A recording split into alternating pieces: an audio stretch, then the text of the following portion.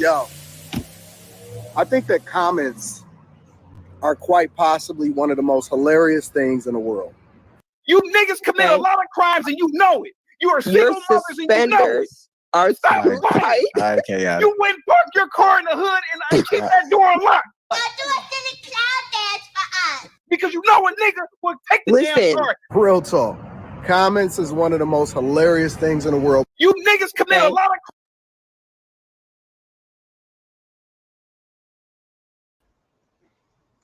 I'm going to stop it right here because I wanted to start this video to prove a very good point.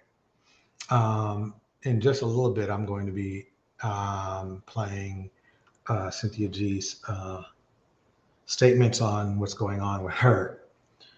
But the problem is that I think you guys don't really know why Cynthia G is doing what she's doing.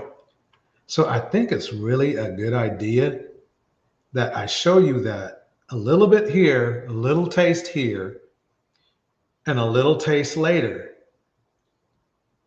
Okay. And then on another live stream, I'm going to make a whole live stream on why she says what she says. A whole freaking live stream of it till you get sick. Because there shouldn't even be an argument. And that same goes for the Queen Maker as well. You should at least, at the very least, understand why women feel the way they do. If you don't, then you're just being unrealistic. Right now on the stage here, not on the stage, but on the screen, I'm showing you the type of leadership the manosphere wants you to follow behind. Let me stop it from the beginning. I want to show you exactly what you have to deal with to make the manosphere happy. Let me play it again. Here we go. Yo, I think that comments are quite possibly one of the most hilarious things in the world. You niggas commit a lot of crimes and you know it. You are single mothers and you know it. Stop lying. Okay, yeah. You went park your car in the hood and I keep that door unlocked. Because you know a nigga will take the damn car. Real talk. Comments is one of the most hilarious things in the world. You niggas commit a lot of crimes and you know it. I mean, he's a manosphere star. And Anton's just letting him just do what he does.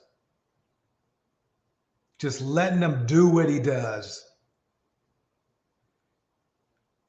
I don't know about you ladies, but I'm not following an irate zombie like this. He's a zombie. Look, the only thing that's missing is his decomposing face. He's a zombie. Listen to him. A lot of crimes and you know it. You are single mothers and you know it. Stop lying. Okay, yeah. You went park your car in the hood and I keep that door unlocked. Because you know a nigga will take the damn car. I'm not gonna put Corny's like, whatever. You know. And KK, she's like, this is probably the last show she did. She said, I'm out. Let me go to better pastures. You know what I mean? you in a locker. Because it really showcases a woman's true nature. I think that the internet is beautiful. And the reason that the internet is beautiful is because it actually showcases and exposes the nature of who people really are. Let me pause it right there. The funny thing is this. See, that's already the initial issue. You know, this is already the initial issue. Let me switch this around a little bit. The initial issue, okay, is that they expect, these type of men expect you to take the damage, the vulgarities, the anger, the disrespect, the whole thing. They expect you to take it. Okay? All because they think you have them outnumbered. They expect it.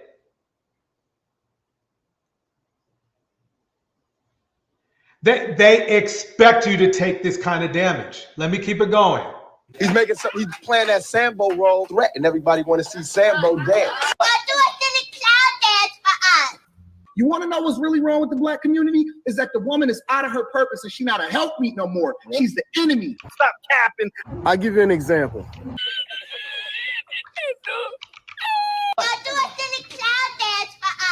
Whenever you hold women accountable or whenever you say something that may go against the public perception or the traditional norms and you actually tell the truth and you call people out for what they are, stop capping. And this has been happening since the beginning of time, at least. He's making something. He's playing that Sambo role. She's more of an enemy than a white man ever has. Stop capping. He's making something. He's playing that Sambo role, threatening everybody want to see Sambo dance. We had to build the plane while we were trying to fly it at the same time. Stop capping. But a lot of people look at the successes or they look at what they think. He's making something. He's playing that Sambo role. She's more of an enemy than a white man ever has. Stop capping. She's more of an enemy than anybody in history has. Listen to this fool. And I'm being nice. This Mr. Let himself go in the middle there. How do you, I mean, I'm just wondering why the women on this panel put up with that. He wants to throw you out with you and your kids out with the bathwater. And you're still there on the panel. And see, that's the funny thing.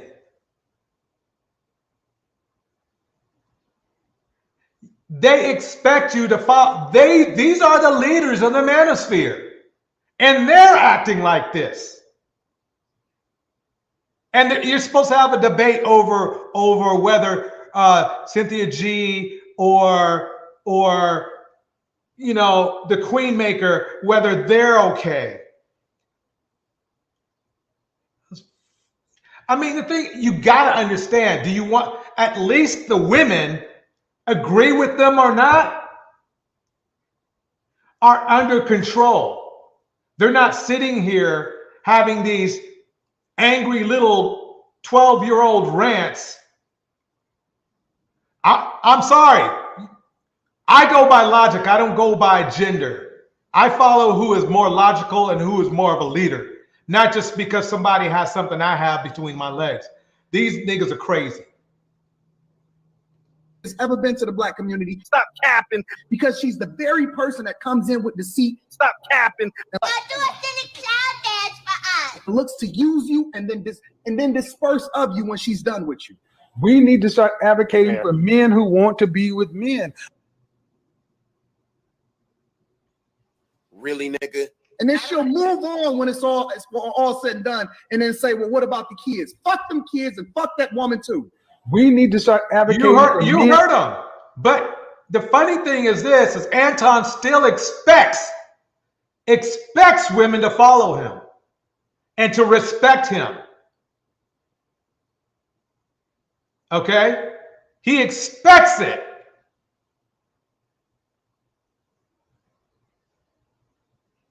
And now we got this fool right here. Another damaged individual.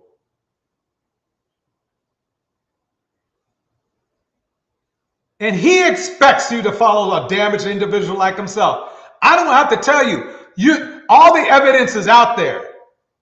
Both men I am talking about right now, okay, have been exposed for either being liars and swindlers or deadbeats. And you want to worry about Cynthia G, okay? You want to worry about Cynthia G, or you want to worry about the Queen Maker. And I know why, and you should be, because, see, sooner or later, black women are going to get it. And your average ass, your unachieving ass that could have achieved, but you don't want to put in that kind of work, is going to be out of luck. men who want to be with men. What? Bro, what are you talking about, man? Yeah, I will say, across the board, Black women are the lowest. And this mammy right here, somebody's, why you calling him a mammy? Why are you calling her a mammy? Because she's a mammy. Listen to her. Let me play this over. I can't believe anybody telling me to back off of this shit right here. Here we go. Listen to her. Now remember now, I have nothing against this woman, okay? But if she's going to spew shit like this and put Black women in danger, I got a problem with that. But man. Yeah, I will say, across the board, Black women are the lowest. What? Did you hear what she said? Let me play it one more time, because I know you didn't hear it. Because y'all are telling me, oh, don't be so mean to her. She's not so mean. What? She's not so mean to Black women. Listen to what she's saying about herself and everyone else who's a Black woman. Yeah, I will say, across the board, Black women are the lowest. What? What's going on? What? Stop. When I call women like that a mammy, do not reply to me in a negative way. Calling a woman a mammy when they are a mammy makes them a mammy. Okay, you want semantics. Semantics, you want to play semantics. Okay, pick me, whatever. I don't care. You get the point. Is pick me supposed to be like the maybe that's a politically correct term for it. Maybe that's what the hell it is. Let me keep going. Cappin. We need to start advocating for men who want to be with men. Playing that Sambo role. She's more of an enemy than the white man ever has. Stop capping. Throw that hoe out with the bathwater. Throw the baby out with the bathwater. Start the fuck over. Get a whole new group of women, and then fix the community that way. What? What's going on? We need to start advocating for men who want to be with men. Y'all are going to jail. I understand the impulse, brothers. I do. But our women are not showing us. Melli. Listen to this close now. This is coming. She is replying to chat messages in her own chat. Manosphere Melli. I wouldn't call her Manosphere, but you need to hear this. You need to hear it. Listen to the disrespect she gets. Listen to the disrespect she gets on her own show. How about you pay for our trip and we smash? Excuse me? I don't care what they say. What are the women showing? So I get smashed and you make money and you get a trip? Come on now. You guys have no respect for me, no respect for yourself, actually. He's making Let me stop it there. This is the shit she has to put up on her own show. Listen again. So I get smashed and you make money and you get a trip? Come on now. You guys have no respect for me, no respect for yourself, actually. He's playing that Sambo role, threatening everybody want to see Sambo dance. All right, part one right there. Let me get some shout outs out the way real quick. Okay. And then we're going to get into Cynthia G real quick. Nobody go nowhere. Like and subscribe. Here we go. Susie Bear is in the house. Benji Masu is in the house. Lily Lotus is in the house. Andre Brown is in the house. Cyber Dreams is in the house and on stage. We have I Don't Have TikTok in the house. Legs for Life is in the house. Okay. So y'all wanted to hear what Cynthia G had to say and what the exact situation is.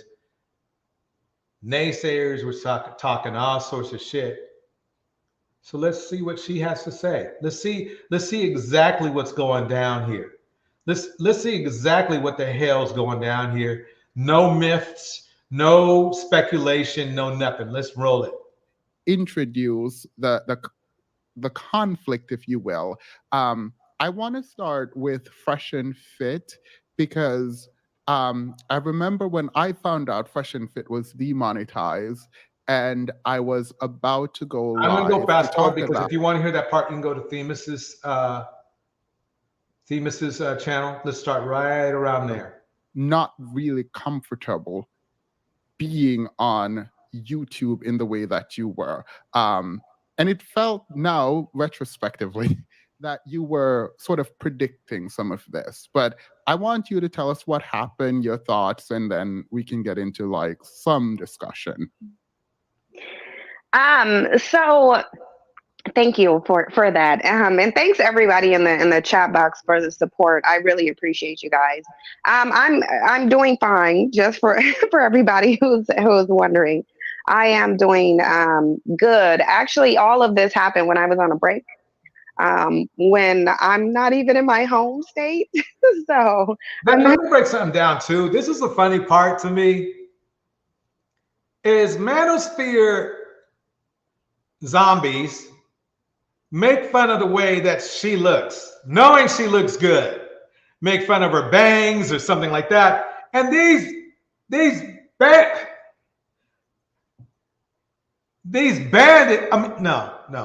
zombies, have you seen how they look? Oh man, let me tell you, I can see why those dudes are single. Okay, I can see why they're single. And they have nerve. That's the funny thing, is they have nerve to talk all that shit and they be looking like monsters. I've seen dudes talk smack about me, right?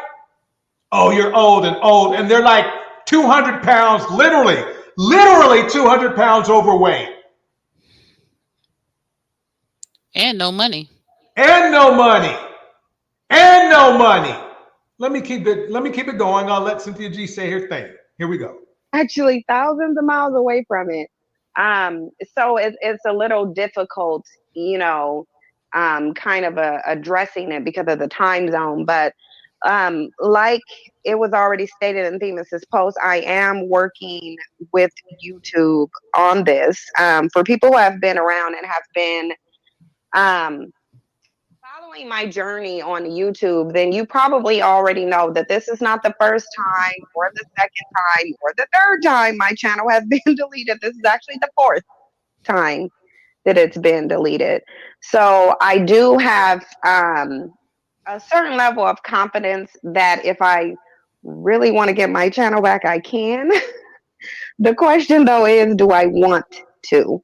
Because it's been a difficult journey for me. So, I am working with YouTube. Obviously, I have a partner manager. When you get to a certain level of notoriety and subscribership on YouTube, you do get a partner manager. So there is a point of contact, obviously, that I'm going back and forth with. But the reason when I talked about Fresh and Fit, I said don't celebrate, because number one, demonetization does not mean that you're kicked off of YouTube. Even if your channel is deleted, it doesn't mean that you can't get it reinstated. That's true to a point. And I'm saying this not for Cynthia G, but for other situations out there. If after you get kicked off of YouTube, if you continue to illegally access YouTube, making, rogue channels and shit, it's a wrap. It's a wrap, because you're like, well, you're still breaking the law, bro. You're still breaking the law. So why should we let you back on? You didn't go, you didn't wait. Your turn. You continue to do the same behavior. And I swear to God, zombies are like this all the time. They cannot change their behavior. That's why they either end up finding out one way or the other. Okay? You either get kicked off of YouTube or you end up like Jeremy did, finding out. And see, you want, with all these stories about, Zombies, I'm not going to say black men, because black men that are real men don't even F like this. Okay? So I'm gonna make a delineation today. Zombies or bandits, they are not black men. Black men, we are going today to call those men that are actually the small portion of black men that are actually good, that don't harass black women, that don't steal, that don't harass, that don't assault, don't have a damn, rap sheet of violence on it. When you did that, in my theory, you stop becoming a black man by definition of if a black man is a good man. Okay, you have become a bandit, a zombie, a lowlife, a croon, whatever you wanted to find yourself as, somebody who's a insidious entity in life. That's who you became. If you don't want to be called a bandit, don't be a bandit. Let me say that one more time. If you don't want to be called a bandit, don't be a bandit. It's that simple. If you need to take banditry classes to lose your bandit level, by all means, take those classes. Take therapy, get the work you need in, do the work. Can I chime in for a few? Sure, hit me. I got about less than 30 seconds because we want to hear what this great woman has to say. Let's not get it twisted. The manosphere did not do this, so don't be fooled. Another thing is that this is censorship of black women voices. This is what it is. I digress. I'm a living testament that you can, because I've already gotten this very channel reinstated 3 times in the past after it's been deleted. But this is something that's typical. I've been on YouTube for quite a while. This is not my first rodeo. This is not the first time I've dealt with a situation like this, not even by a long shot. Like I said, this is the 4th time this very channel has been deleted. But again, it can happen to any content creator, and it can happen for any reason. A lot of people may know that they went 2 years back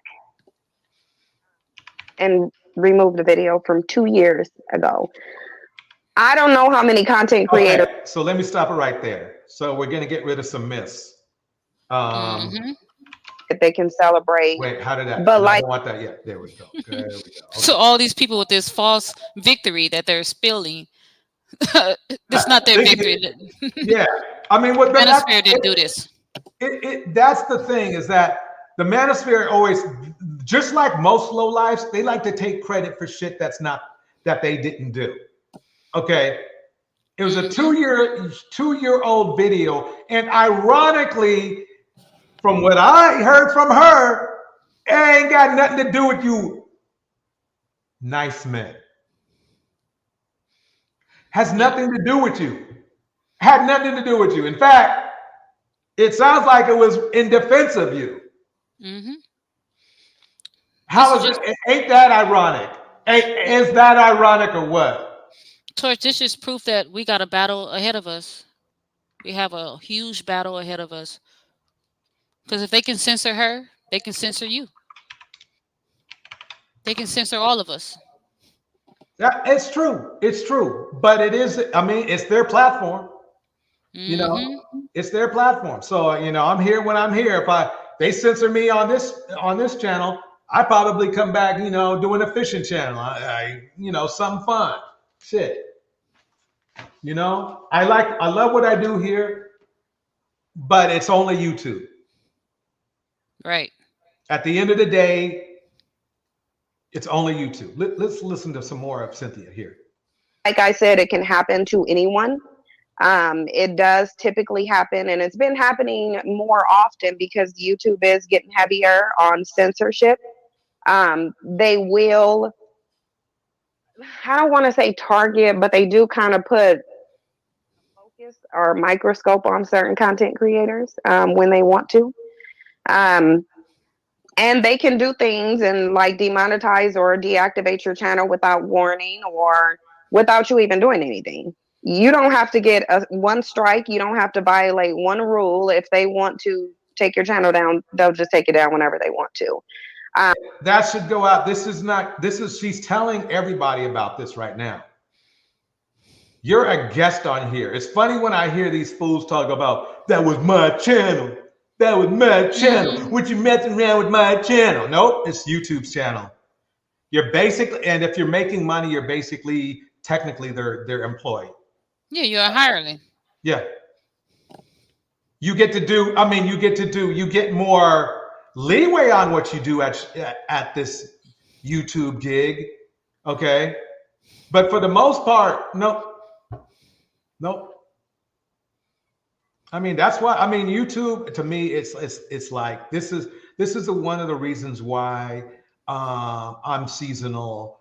I'm never going to be a full-time YouTuber. Number one, my skill set allows me some luxuries whenever I want to initiate it. So I'm cool with that, you know? You better be. Shoot. Yeah, hell yeah. You know, no, hey, like, hello, sir, how can I fix your computer? And what's quite disturbing is all the women I've seen talking shit about this lady. All of the women. That's the weird thing. Trying to capitalize on the downfall of another Black woman. It's very disturbing to me. It is disturbing because it's funny because some of the ones I know have been dogged out by men. Mm-hmm. You know, I mean, and it's funny, maybe there's some type of, they literally got beat into submission. These women literally got beat into submission. Or I mean, just plain on old school jealousy. Right. I'm not going to go point certain people out on YouTube, but Ayanna Van Zant is a very good example. She got her dude kicked her butt. Emotionally and then she comes financially. Back online mamming and shit. Mm-hmm. Dude put hands and feet on her, cheat on her, beat on her. Ayanna Van Zant. And Ayanna love Van Zant.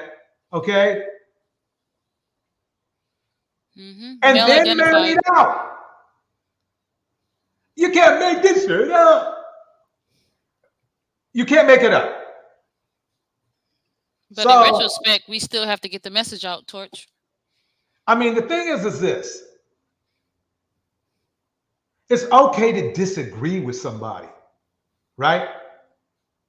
But you see all this manosphere effery going on. You see how hard these zombies go. But you have a problem with Cynthia G or the Queen Maker. I'm not a fanboy or nothing like that. But I am logical. I do see the effery, okay? So if you're going to go ahead and pull out that kind of effery for these two ladies, you better go right on over to the other mofos that I've been showing on screen, okay? And give them the same music. Because I'll tell you one thing. See, men, ask yourself this. Who are the most violent men in the United States in our community? We know the answer. We know. I'm not going to even say it. Please I'm not don't. even going to say it. They might be watching us. We don't need to say it. I'm going to save that for the attack of the zombies. I'm going to save it for that one, for that show. Mm-hmm. You got to come back to that show. But how the ladies doing in the chat though? What it do? What it is? In the house, Benji Masu. Tevin is in the house. Cyber Dreams on stage. Miss RV is here. Susie Bear is here. Minerva's World is here. Welcome. Act Natural Under Pressure is here. Andre Brown is here. Majestic is here. Lily Lotus is here. Susie Bear is here. King Lucifer is here. Legs for Life is here. I'd like to thank everybody for being here tonight. Oh, why is Seeking Knowledge is here? So let me get this right here, clear. I'm not like angry, mad at the naysayers. It's more like I'm frustrated. Like, what? Wait, you see the black male effery going on, but somehow out of the blue, you have problems with Cynthia G, okay, and the Queen Maker. Oh yeah. That's effing weird. That's really effing weird because you see, I'll tell you what, tune in on our Sunday show, okay, produced by Miss RV on what happens, on what's going on in the community with a lot of these situations in family life in the community, what is going on, okay, with zombies in the community. It's heartbreaking. I mean, it's the saddest show on earth. And then you want to have you have a problem with two black women that want to bring other black women out of that environment. And to addition to that, also check out Alexander Brennan. He has a lot of these stories. Yeah. He has a lot of them. The saddest show on earth. It's okay to have a disagreement. But to have the type of venom you do, and you want to know something interesting? What I did is I lined up on a piece of paper, much like this, okay? A list of all the toxic manosphere individuals, and it was way over 100. Mm-hmm. And what I mean by this, the level of toxicity they had was double that of what you thought Cynthia G ever brought. See, you know what, Torch? They act like this situation and these issues that black women are experiencing and telling just happened 5 years ago. This has been going on since the Forever. 1920s. Exactly. So they can miss me with the selective outrage. Exactly. That's exactly what it is. Let me play some more. But like I said, I am working behind the scenes with YouTube to figure out what capacity I'm going to continue to be on YouTube. But in the meantime, I will absolutely be on Patreon. There are a number of people who have already subscribed, so they already see the content coming on. You know what this is telling me? And she's not one to exaggerate. They've already given her an offer to come back. I'm speculating. Since everybody else is speculating, I'm going to speculate for a minute. This is what I see. The problem she has is she wants to be able to say what she wants to say. Okay? And for some reason, they want to censor her. The funny thing is this, she's going to break it down later. But when you hear how she breaks it down, and I'm not going to try to spoil the surprise, you're going to understand that, in my opinion, this was not cool of you two to do that. Yeah, I was going to say something, but she encouraged the women, and that's exactly what we need to do. Encourage us to keep fighting the good fight. Right. On the Patreon. And that's where the content will be until further notice. And I pinned your Patreon link in the top of the comment. So for anyone who wants to go there, the link is pinned there. You said you don't know if you want to come back. And that's interesting because it sounds like you in some ways have made a kind of decision. Like, obviously you're still having your negotiation, you're still having your conversations with YouTube, but what do you not want to come back? So like I said, it's been a very long, stressful journey for me on YouTube. Whether I was doing the pro-Black content, or I guess you can call it BWE content, the response from the Black community was the same. Yeah. Attacks, trolling, threats of mass flagging and getting the channel. It's just been a very long, difficult road on YouTube. And then there is the censorship. We know that YouTube changes their terms of service, it seems like every other month.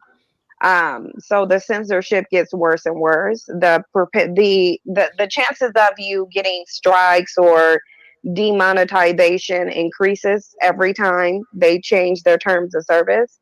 And to a large degree, it's become a very toxic space. That's why people, even before this, have seen me taking more breaks for longer. Yeah. And your old content, and this is an important note, one would believe that your old content would be grandfathered in, or you would get an email saying, delete this because it doesn't meet the terms and service of YouTube, or they updated or whatever. But it seems like a lot of that is not happening. I know a lot of content creators have been sort of upset about their videos not being monetized the way they used to, and YouTube still running ads on them, but the creator is not getting those AdSense, and kind of a corporate game, if you will. Let me stop right there. I have to say, because I've streamed music before and other things online, and it's funny. You will not believe how much these, not just YouTube, but streaming services in general, rip people off. I mean, it's like, like you. Let's say somebody plays your stream a million times, you'll get like $3 for it on on some platform. I'm serious. I'm serious. And also, I remember one time I saw one of my jams played.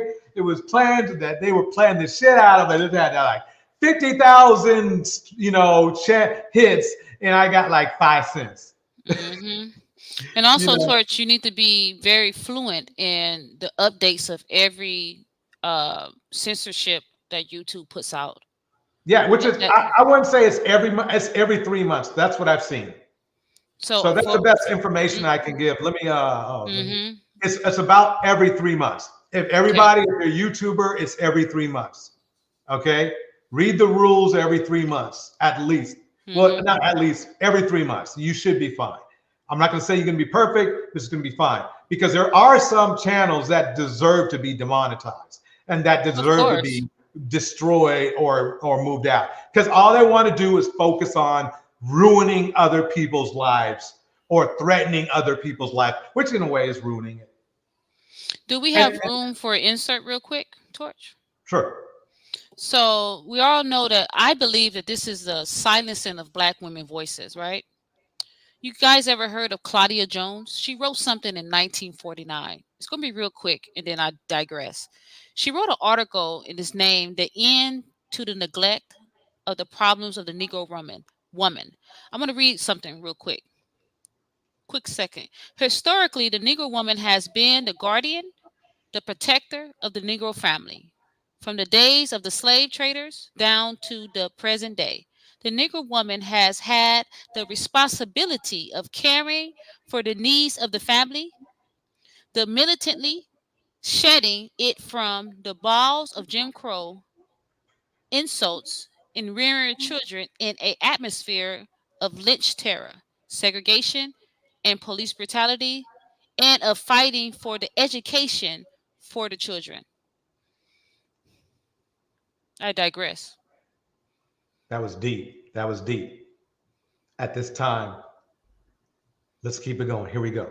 So the idea that you should not be here and you should be on Patreon, or even if you're here, you should have Patreon. Or I used to laugh at people saying hit the Cash App, but I think even the idea of having a Cash App so that the money goes directly to you instead of sharing it with YouTube, I think this is a sort of like an interesting way to look at content creation on YouTube for the best interest of not only your audience but yourself. So I'm glad you had a Patreon, and I'm glad people are supporting your Patreon.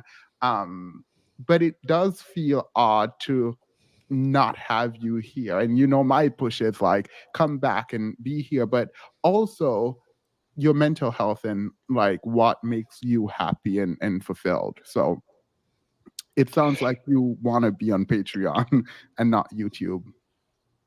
I have been thinking about it for a while. Actually, there's some things, because that we've spoken behind the scenes, and I've talked to you even before this happened about some things that I was trying to develop in the background, which I'm still doing. But I've been thinking about whether I wanted to be on YouTube for a while now. I don't think there would be any point in time where I'm just never on YouTube. But it being the primary platform, that's something I'm giving great thought to. I am giving some great thought to it, because again, I've been on YouTube for a very long time. I've been on here since I think I uploaded my first video in late 2015, and immediately I saw the level of toxicity of Black YouTube that really shocked me. But I continue to keep going, and I'll even still continue to keep going even now, because my goal and my dedication really is to Black women, to Black women's liberation. So I'll still continue with that. I'm obviously going to be continuing with that for the most part on Patreon, but am I just gone from YouTube permanently? Absolutely not. No.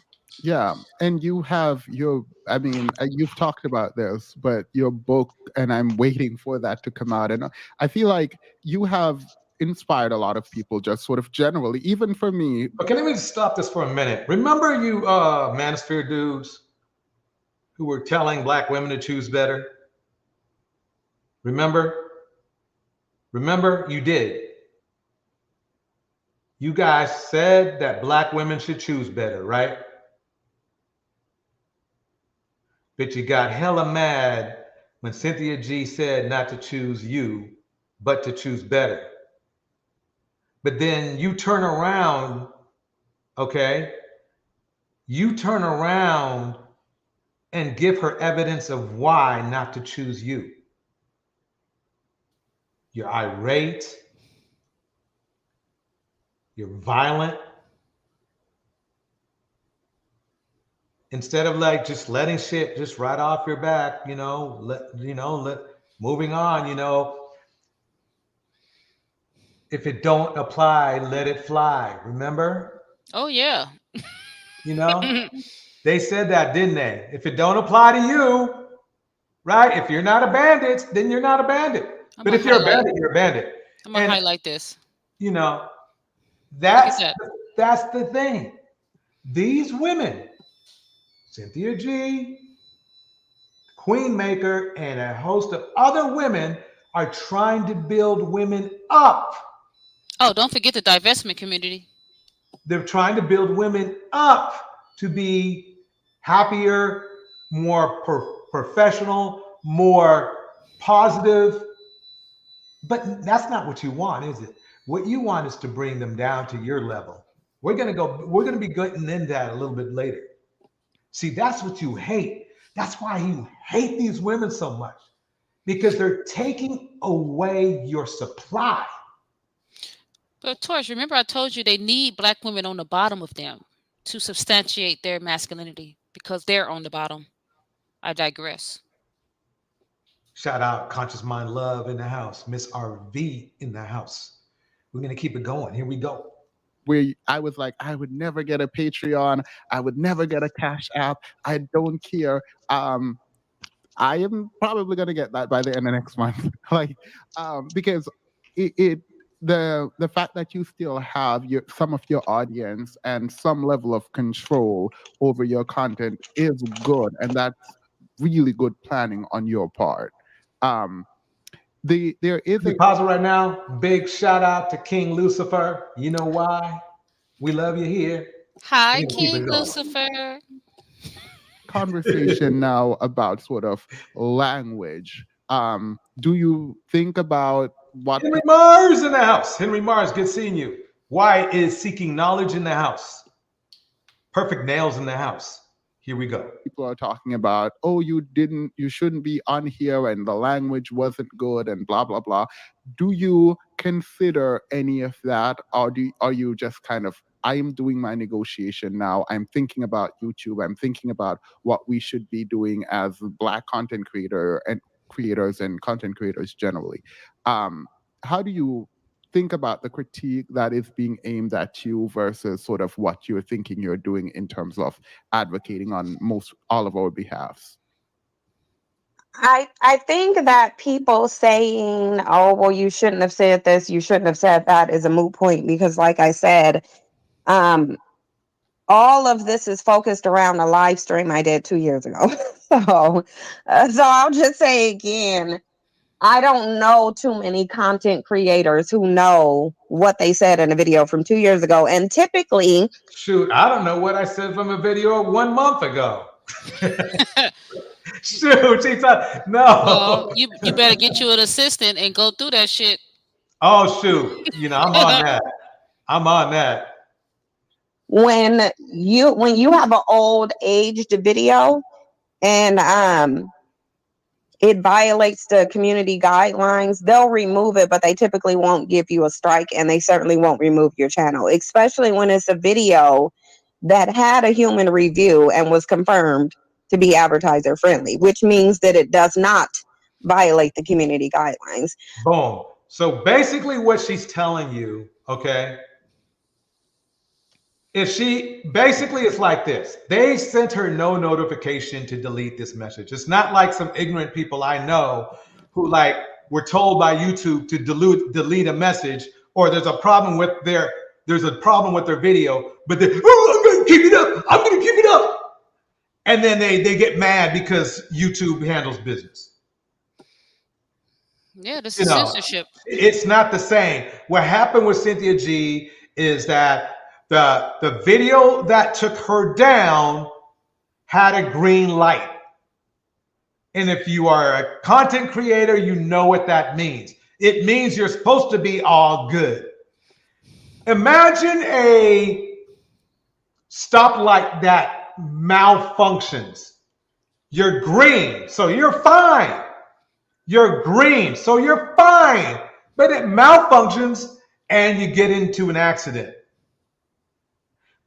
Okay, that happens. But instead of saying, our bad, can you take this video down? We found out that,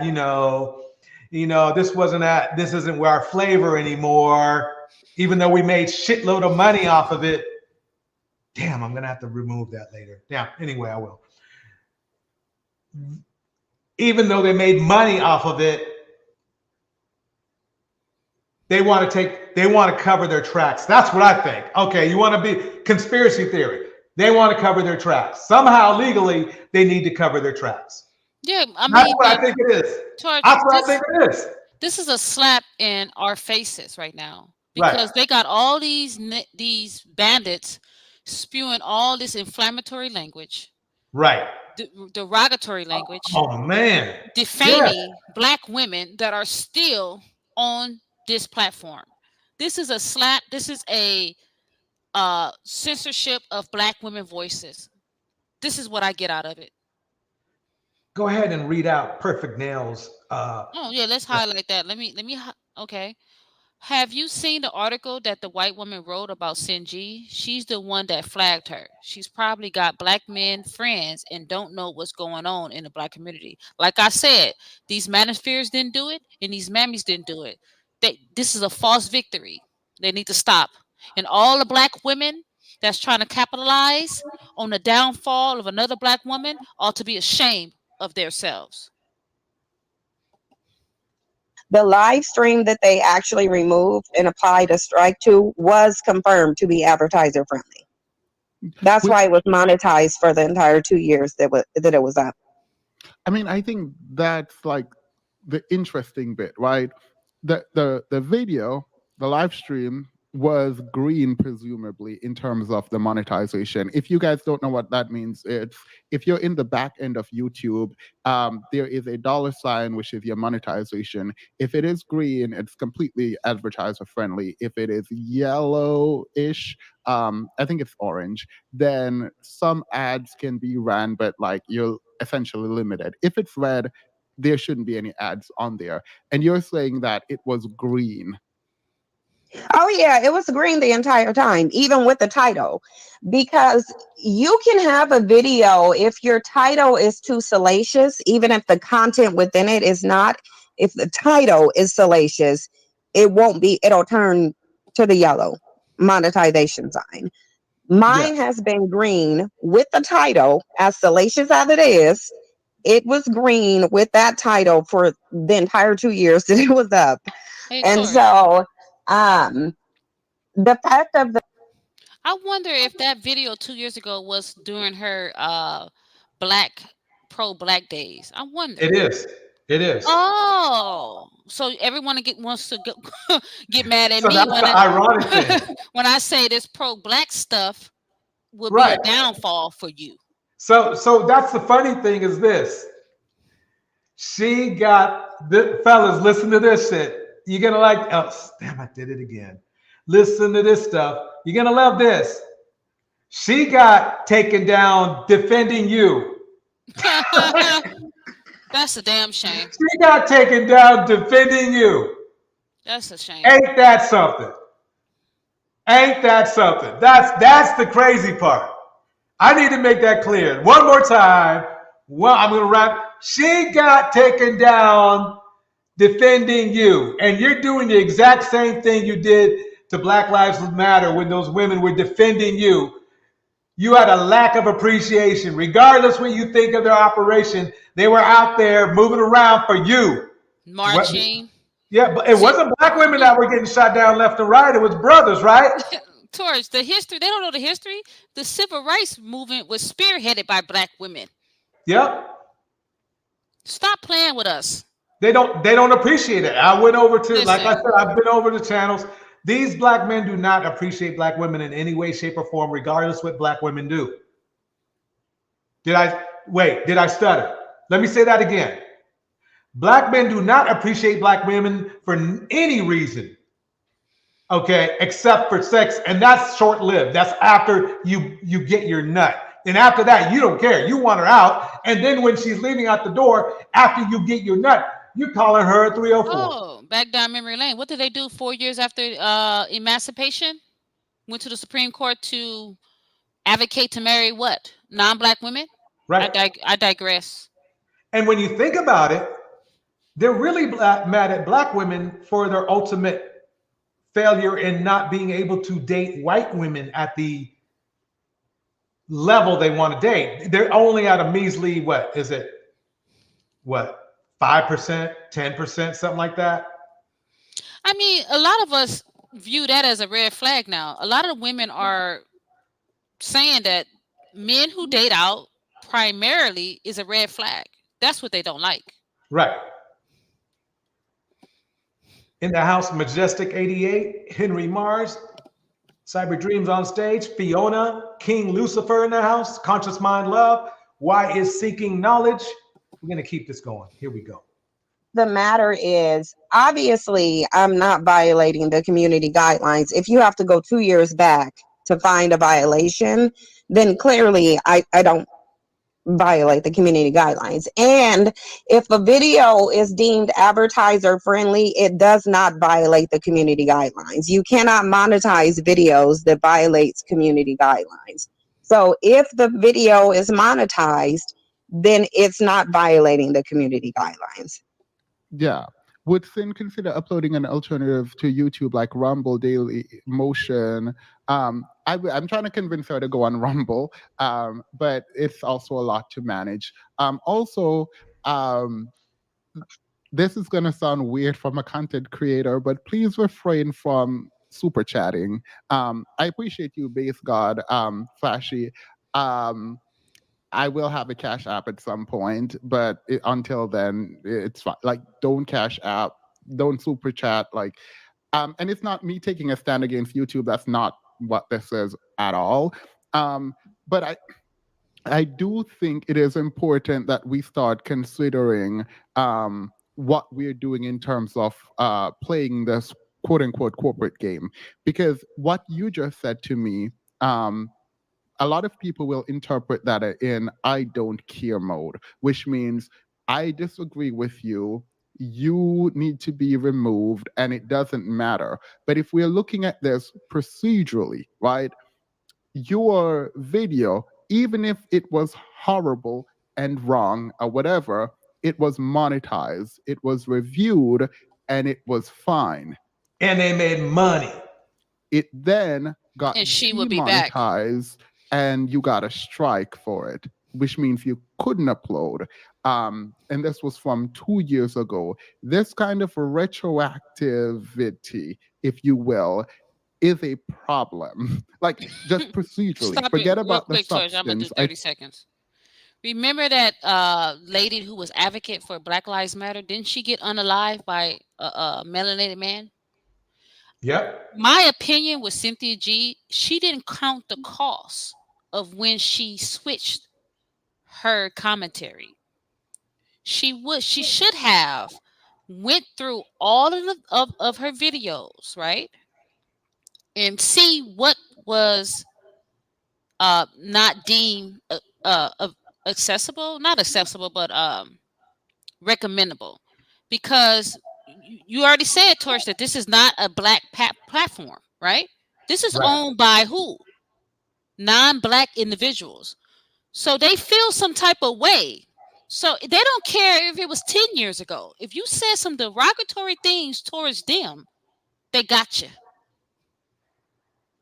Now we live in this society where we benefit from everything that they have done. Everything. All right, everybody, we're going to move forward. You're going to love this one. Black men have left and they are not shit. looking back. May I respond to him? So my question for the people of the community. This is that buffoon Obsidian, by the way. Listen close. This is an old video. If the community mattered so much to you, why didn't you step up? You want an answer? Because of people like you. No, let me answer. Let me answer. For two reasons. One, we don't even see the same fucking problem that y'all see. Okay? And then number two, the solution that we offer is not selling people bullshit and pipe dreams and tearing them down. Okay, so y'all keep thinking, see, y'all believe y'all stepped up. Y'all ain't stepped up and fixed or made anything better. All y'all have actually done was make money off of more divisiveness and making the problems of the Black community worse. Women are just so privileged with a Torch, I have to make a run real quick. Got you. I'm gonna stay on, but I'm gonna keep the computer, but I'm gonna be gone. Got you. Okay. Understood. Okay. All right, everybody. Now, I'm going to show you examples now. And we're going to have some fun now. Okay? I'm going to show you examples of why Cynthia G and the Queen Maker exist and are needed in the Black community. Not just for Black women, but for Black men. Because somebody needs to keep us in check too. Okay? Somebody needs to give us information on how we need to be to make the community better. And I'm going to show you how that's going to work. You're not going to like it, but I'm going to show you anyway. Love young women. Slayer. Between 21 and 25. 21. 21 and 25. You're 33. I'm 33 years old. It's been the best experience. I think I know why. The best experience. Like, these women typically very malleable, right? Listen closely. These women are very malleable. Like, you're an object, by the way. Okay, like you're a freaking object. So this is a whole completely different podcast. So basically, malleable is the same as being submissive. Okay? And he's just running through. It had nothing to do with traditional at all. It had to do with access and supply. And he's up there with a different group of people because they're laughing at this. And he's talking about this malleable thing. So that means that he's been saying this and has never been challenged on what the word actually means. Because you remember on the last podcast, he didn't even know what the word meant. Very cooperative, extremely cooperative, right? Kevin Samuels Jr. Exciting. Listen. For sure. No, let me tell you this shit. Are you listening to this shit? See, he doesn't even see these women as women. He sees them as play toys. Malleable. You know, remember Plato? That's what he's saying. This is why Cynthia G and the Queen Maker are needed, because you have weirdos like this all over the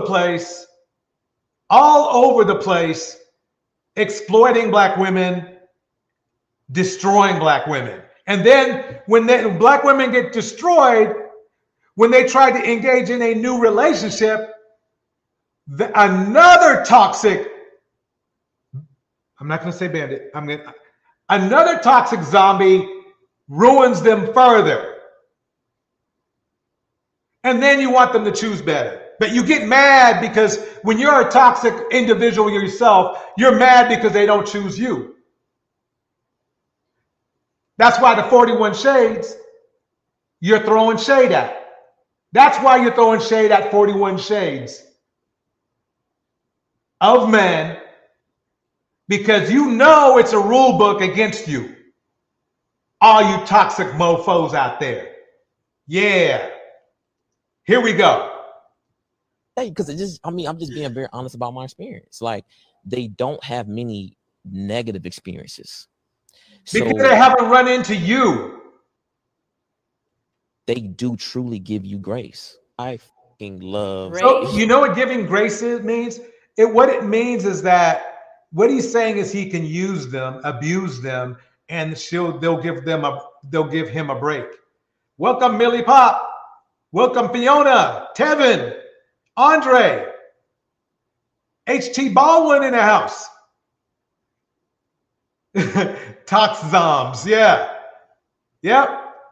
Wow. What are your thoughts on this segment? So he's 33. He's looking for a young lady who has just left her parents' house, who doesn't have experiences with men like him. Why is it so important for him to be with a young lady who does not have experience, who's malleable? Does he want his daughter at the age of 21 to be dating a man like him? And these ladies sitting up here on the podcast laughing. I don't think that this is funny. I really want your thoughts on this, because these men give predator vibes.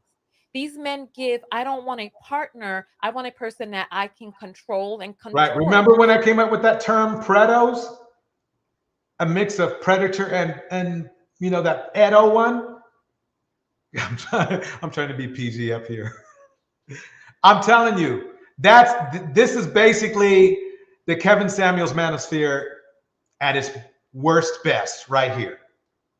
And we've seen the reports of what happens to women who are in these power dynamic relationships. So the three biggest tenets that people use to determine the likelihood of abuse and what it is that they saw in the vast majority of cases of abuse was power imbalance. And many of these power imbalance comes from age imbalance, power because of their influence imbalance, money imbalance, which also leads into also the power imbalance, and racial imbalance. So when there are these huge imbalances, the situation becomes rife for abuse. And we have seen so many stories go viral of what these men do once they have all of that power. You know how the saying goes, power corrupts, and absolute power corrupts absolutely.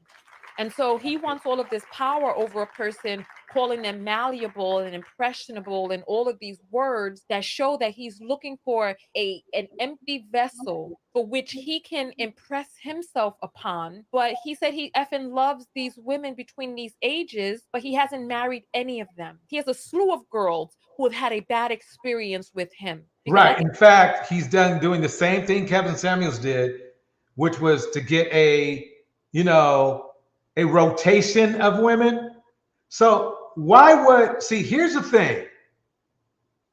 You manosphere dudes think about it like this. What value are you to a black woman if you are going to follow the Kevin Samuels plan, which means that they have to put up with you cheating, they have to put up with you abusing them, they have to put up with you having your little rotation of other women?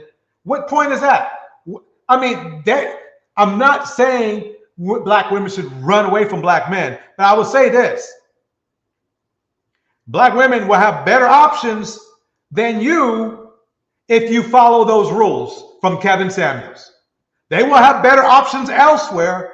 The only reason why a black woman are only dating black men is because black women insist on dating you, not because they don't have other options. Okay? So you can let that, they're not checking for you bullshit. Damn it. I'm going to have to edit that out too.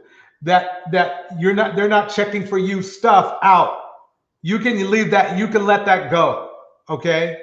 There's plenty of other races here in the United States. Plenty. Okay?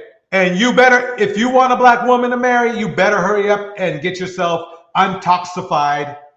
Okay? Get yourself through a banditry class. Get yourself cleaned up. Okay? It's going to take you 2 to 3 years at least. So get started now. Okay? And then find yourself a good black woman. But otherwise, what's the deal? Remember when Kevin Samuels used to say, oh yeah, it's a bad deal to get with a baby, a single mother and stuff. It's a bad deal for black women to get with you. Think about it. That more than likely your life expectancy will be less than that of other races of men. So you will pass away and she will still be around. That's one. 2, other races of men, guess what? They make more money than you. 2. If you want to talk that high value crap, don't start that relationship. Oh, it's all about, personality. No, don't start that now. No, not if you're going to bring up that Kevin Samuels crap. He never talked about personality, character, empathy or anything like that, did he? Because he didn't have that to offer. Okay? So the key is this. You cannot diss these women if you're going to respect men like Kevin Samuels. Number one, both of them, those women are way smart. I mean, I hate to tell you this, but both Cynthia G, okay, and the Queen Maker, damn well they're smarter than Kevin. I hate to break it to you. It's just the way it is. And basically, quite honestly, they're smart. They're smarter than basically the whole manosphere. There's not one man from the manosphere you're going to tell me, from the black manosphere, that you're going to tell me that is smarter than them. You're just not. I'm sorry. I sat here for a year and watched.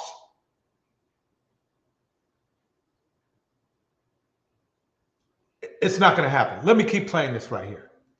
Can tell that he's a problem. And there's this girl looking up. I think I know why you like these young girls. And look at her face. She looked concerned after all of that because she was smiling at first. And then I don't know. It's unbelievable that Let me pause it there. Go to the next one. I got more. I got 40 videos to get through. Okay. And all of them mean something. Okay. This hit me with this one. Hello. Hi. Now, here we go, people. Here we go. Kendra G's in the house. Now, this is an important video. I know that we usually laugh and joke, and we will be doing that. But I also want you to get the message.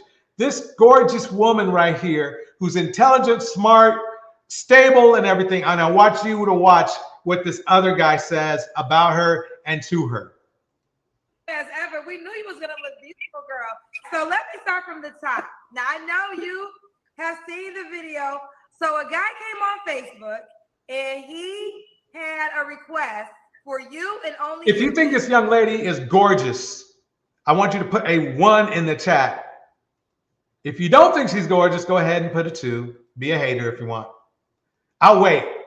I want to make sure that we're talking about somebody. See, you see what I see. Do you see what I see?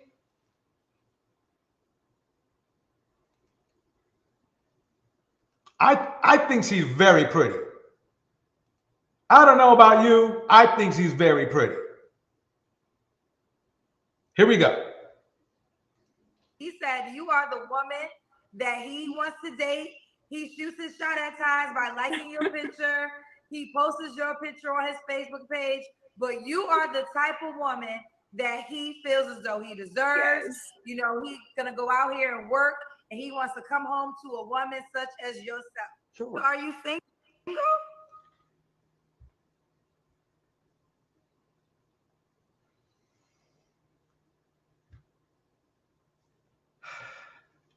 Now, okay, since Kevin Samuels did it, I want you to rate this man from 1 to 10, and you can't use 7. Rate this man from 1 to 10, and you can't use 7. Please type it in the chat. I'll wait.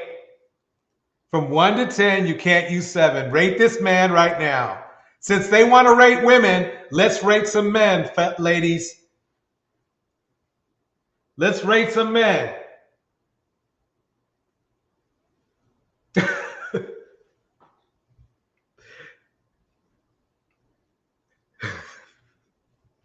Okay, I guess we see where we're going here. Look, it's not just looks, but watch. It's not just looks, right? He might have a wonderful character, personality, all that other stuff. Watch. Yes. Not fine. So what kind of woman are you looking for? And you know what? The funniest thing is, I've been looking at this one young lady for the longest. Her name is The Only Key. At The Only Key. Does she have 556,000 followers? I don't even know how many followers. Okay, wait, real quick. Is this her page? Yeah, that's her. Yep. That's her. Don't get it confused. Don't look at me like that. Yes, that's her. That's a black woman. That's a true black woman. That's what I'm after. This is the black Okay, woman. now you notice that. Okay, I believe that's Instagram. I'm not sure, but it's Instagram. She's absolutely gorgeous head to toe, as you can see, right? Notice how he sprung. Never met her. But he's acting already like, yeah, Mariah, you're getting there. Yep. He's stalking her. He doesn't know it. He doesn't know it, but that's what he's doing.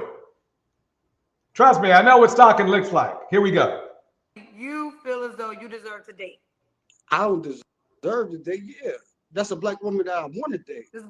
So he hasn't vetted her to know if they're a match, right? Laura comes in with a 1.5. Okay, but just let's keep it going. She's amazing. She's very beautiful. Thank you. It's not just her beauty though. I have a question. I have a question. I'm just asking because she's in the UK. You're in Buffalo, New York. And don't be offended. Could she be out of your league? No.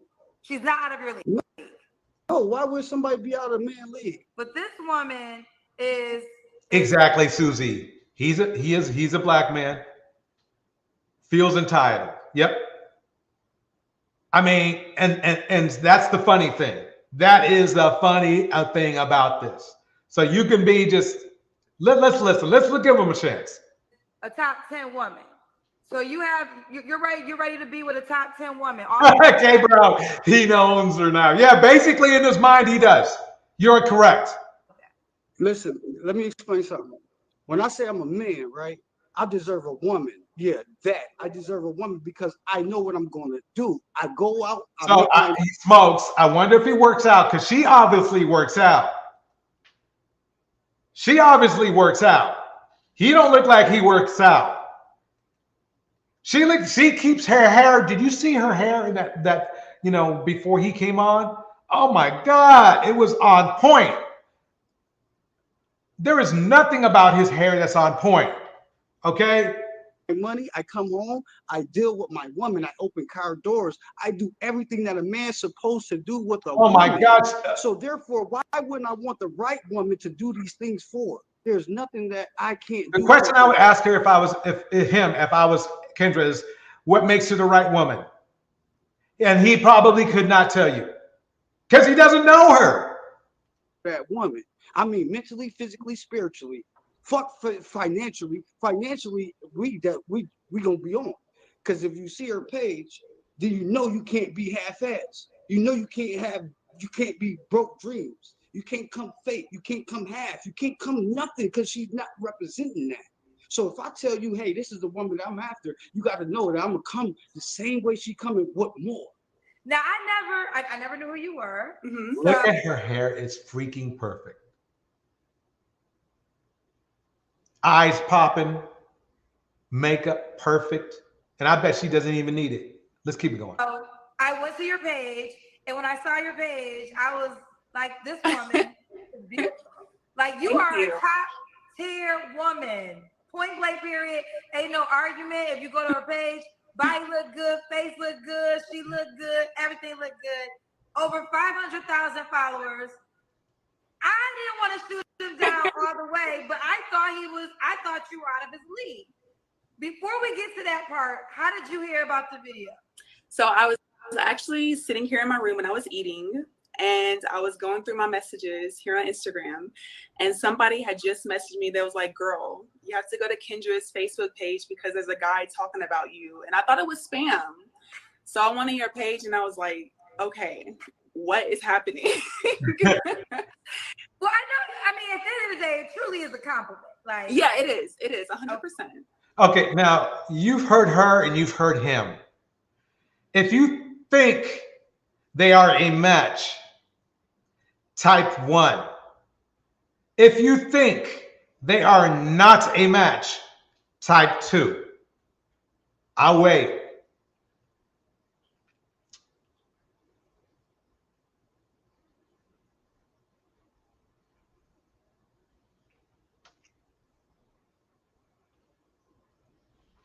Fiona, I'll take delusional as a 2.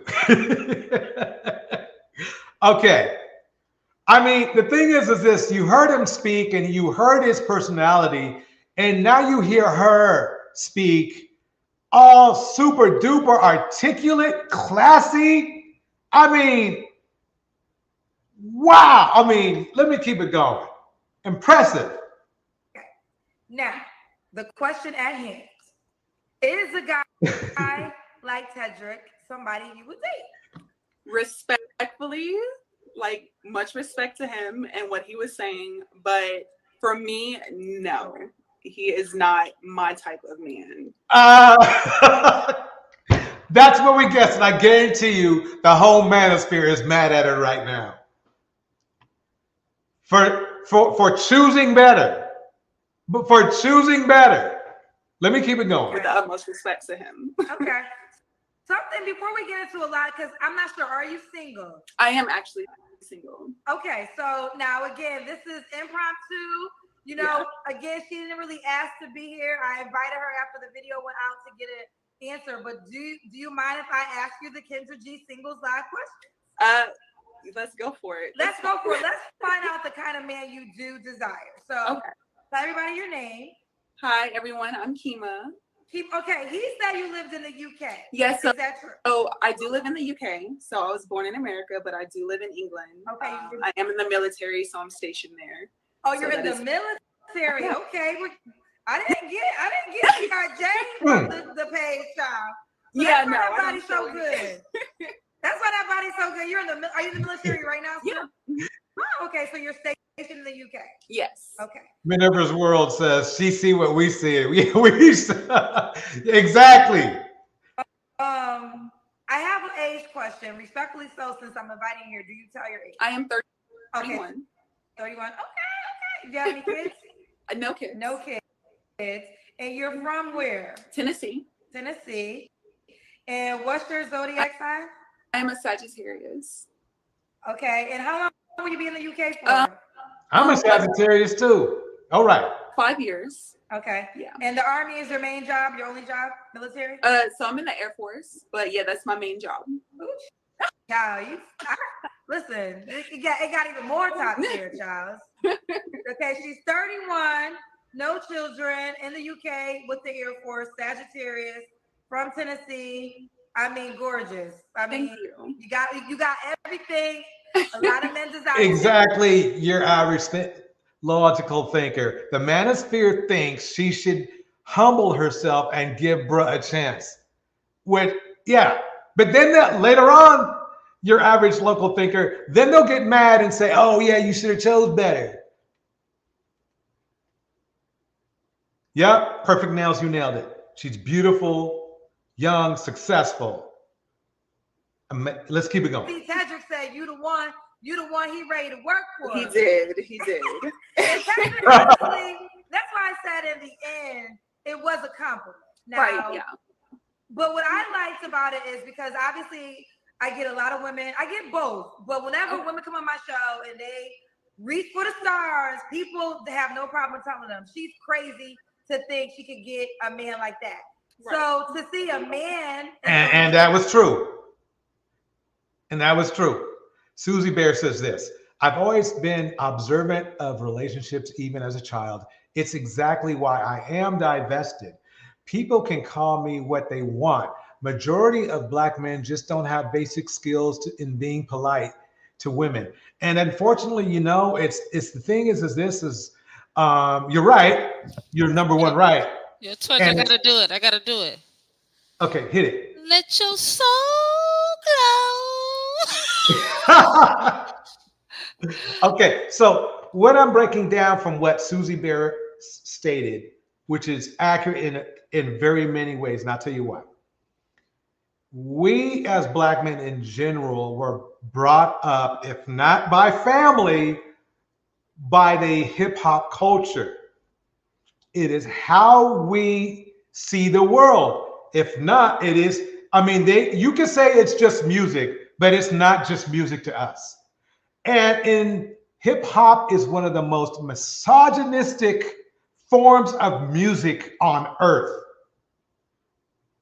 So basically, bottom line is that if you're brought up listening to hip hop and respecting hip hop culture, you're not going to respect Black women. It's never has. I've been playing hip hop for the majority of my career, and it's basically one of the most misogynistic forms of music on earth.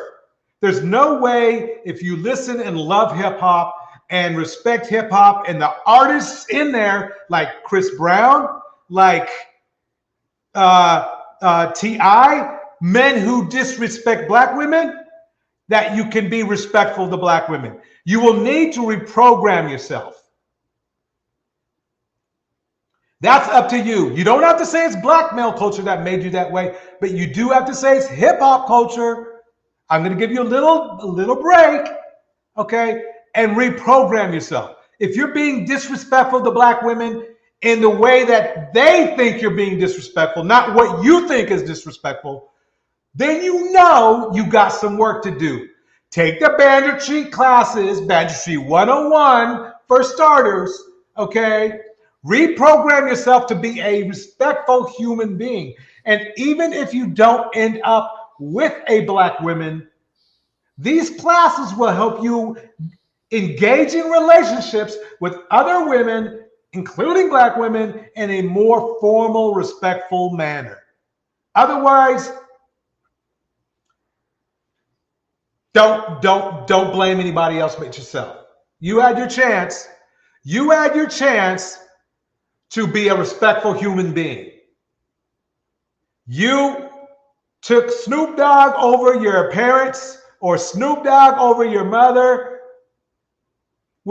And Snoop Dogg is cool for an artist. I think he has one of the smoothest flows ever. But the culture is not going to help you. Words reach for the stars. It was the opposite. So maybe people are going out of their league. So let's find out what Kima likes. What kind of guy do you like, Kima? Oh Lord, this is an intense question. So I just like a man who has values. I like someone who's family oriented. They have a goal oriented mindset. They know what they want in life, able to get there. They're not afraid to show their emotional side. I am like, this is the one thing that I get because I am 6'1". A lot of guys Holy are like, moly, and 6'1" as well. Damn. oh, do I have to be tall? The No, Sparks. I do not discriminate against my short kings. The Linux. Completely The fine Mercury. with that. Wait, let's see what she said about being 6'1". And who has values. I like someone who's family oriented. They have a goal oriented mindset. They know what they want in life, able to get there. They're not afraid to show their emotional side. I am like, this is the one thing that I get because I am 6'1". A lot of guys are like, oh, do I have to be tall? No, I do not discriminate against my short kings. Completely fine with that. And those are like the main things that I look for in a man, and everything else I'll be able to tell from having that conversation with a person, seeing do we match, do we vibe, and then just going from there. Okay. What are your deal breakers, non-negotiables? Non-negotiables. Let's see. Let me pause that for a minute. Cyber Dreams, if you can read Susie Bear's message, I'd be appreciated. I got you. I got you. It's only, I got to do elegance. It's only once in a blue moon that I get a positive, comfortable vibe from a black man in a public setting. We end up chatting it up for several minutes. It doesn't happen often. Yep. So it sounds, look, this is the thing, Susie Bear. You are not divested. What you are is logical.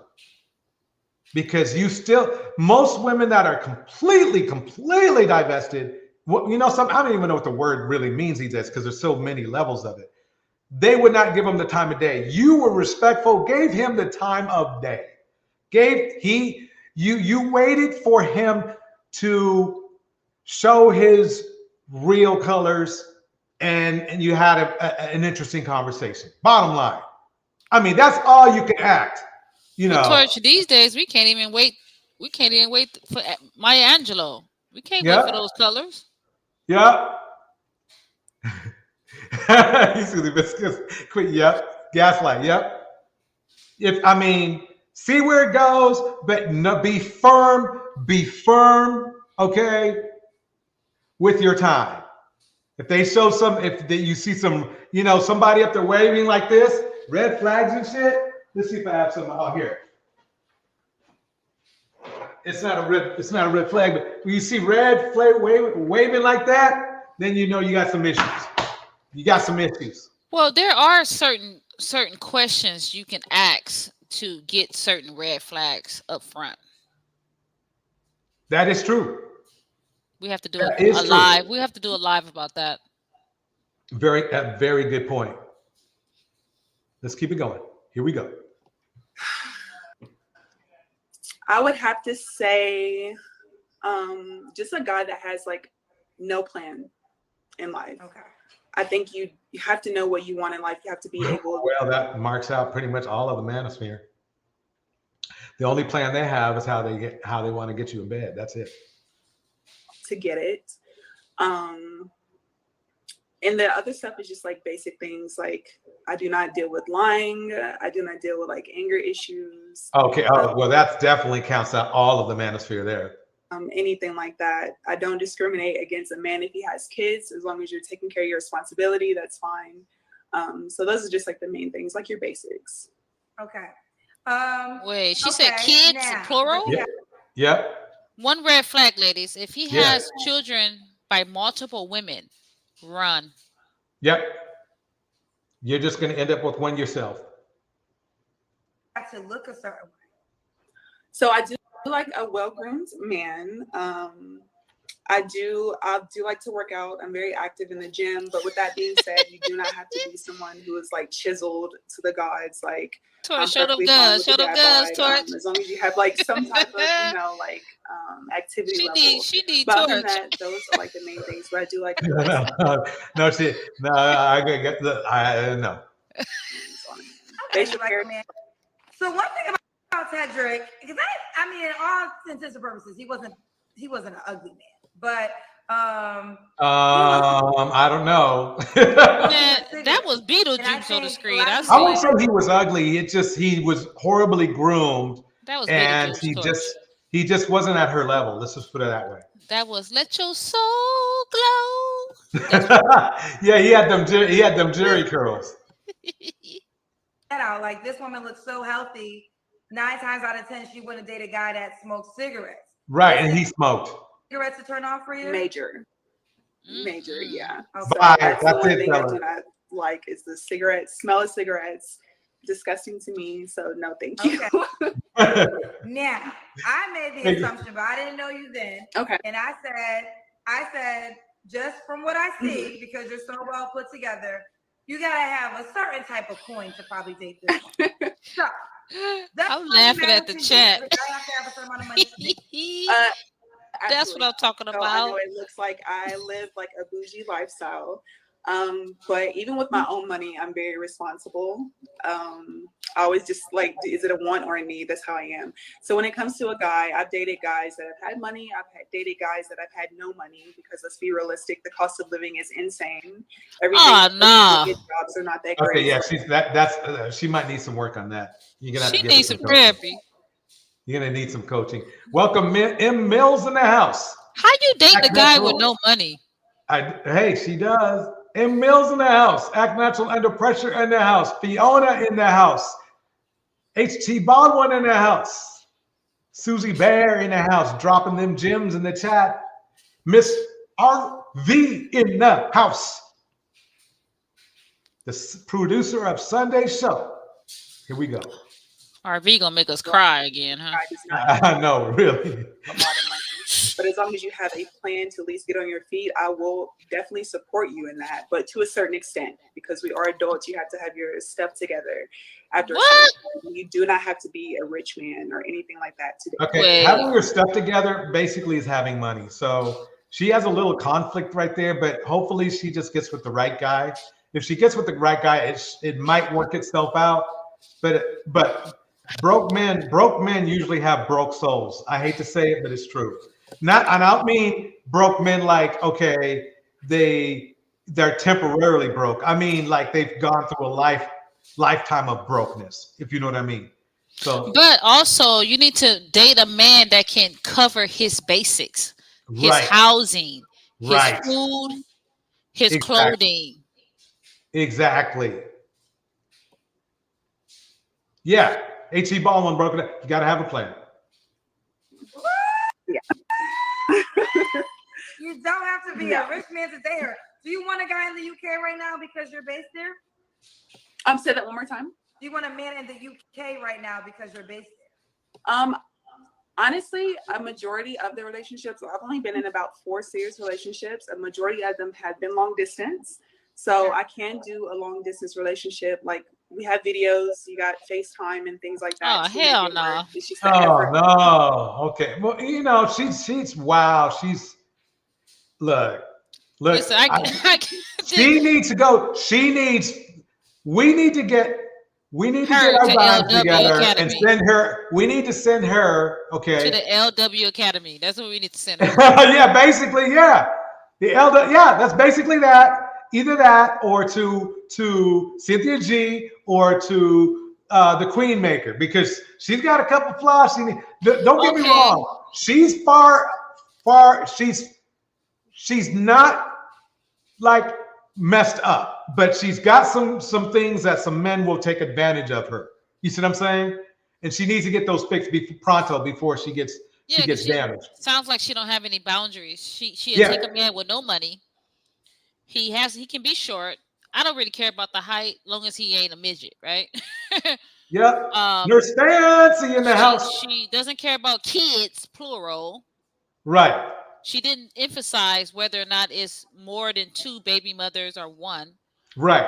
I would never date a man with more than 2 baby mothers. Ever. Yeah, that's yeah. So anyway, I want to get some shout outs out of the way. M. Mills in the house, Lily Lotus in the house, Miss RV in the house. Remember, Sunday night, check out her show. Fiona's in the house. Kleenex ready. Nurse Fancy in the house. H.T. Baldwin in the house. Why is Seeking Knowledge in the house? Okay, let's keep it going.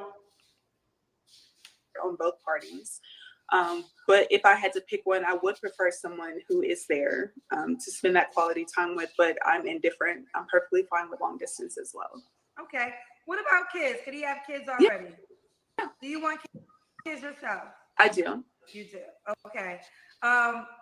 We have something that's called the Kendra Cam. So the Kendra Cam is when we see you gotta stand up and we see your full body. Now, oh God. We saw your Instagram page, so now it's time for us to see you live and in print. Uh-oh. So it's the Kendra Cam moment. Let me see. I have sweatpants on, so I am not dressed for the occasion right now. Let me see the best way for me to set this up. I feel like I'm gonna look like him. And I'm in a dorm room right now because I am here for training. You're what training? So I'm here for training. I am an instructor, so I'm in a dorm room right now. But let's see. So this is what I have on right now. Okay. No, you're in great shape. Thank you. So sorry that's it.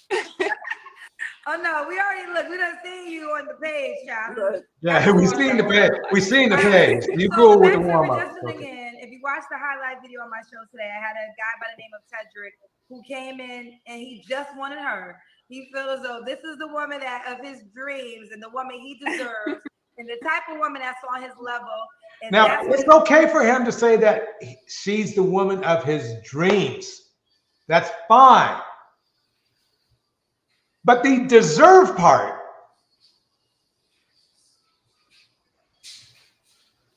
He wanted to put a special request in. She got the message, and now she is doing. I asked her if she didn't mind to participate in the Kendra G Singles Live questions, so we get to know her better and really figure out what is her type. Okay, so Kima, when was your last relationship? My last serious relationship was about 1 year and 3 months ago. Okay. You don't have to answer. When was the last time you was intimate with someone?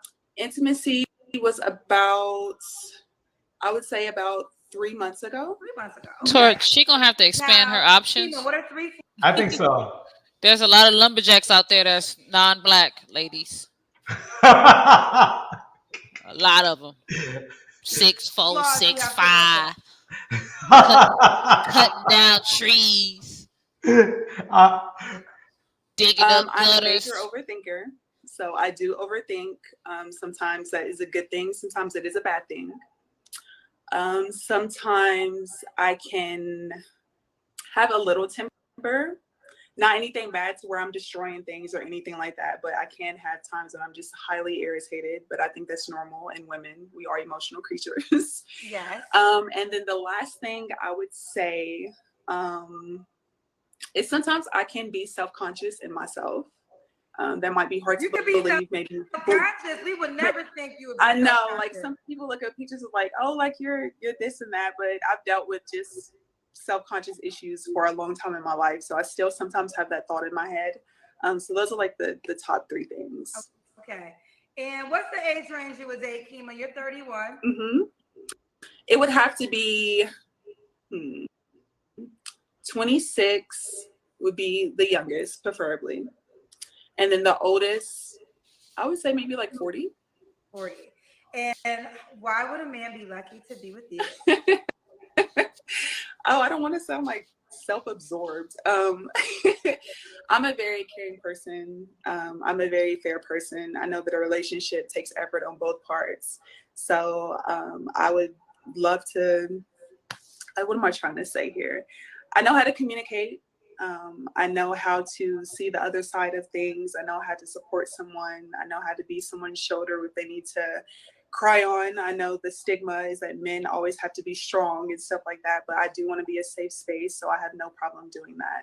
And I'm pretty funny, so I think. I just want to say from me to you, thank you for representing Black women so well. Of course. Like, I mean, you really are the bomb. I mean, Tetrick, you had great taste. You had great taste. You really did pick an awesome, amazing woman. Like, getting to know you more, you know, you are down to earth. You are a hard worker, obviously. You're a focused young lady. You're global. You're currently in the UK. You're serving our country. Yeah. Like, goodness gracious, you really are like the bomb. Thank you. You really are. All right.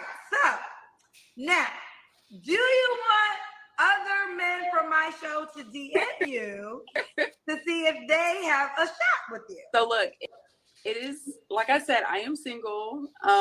My DMs, like, they are open. I don't do that well checking them often, but if you would like to drop a message, then that's perfectly fine.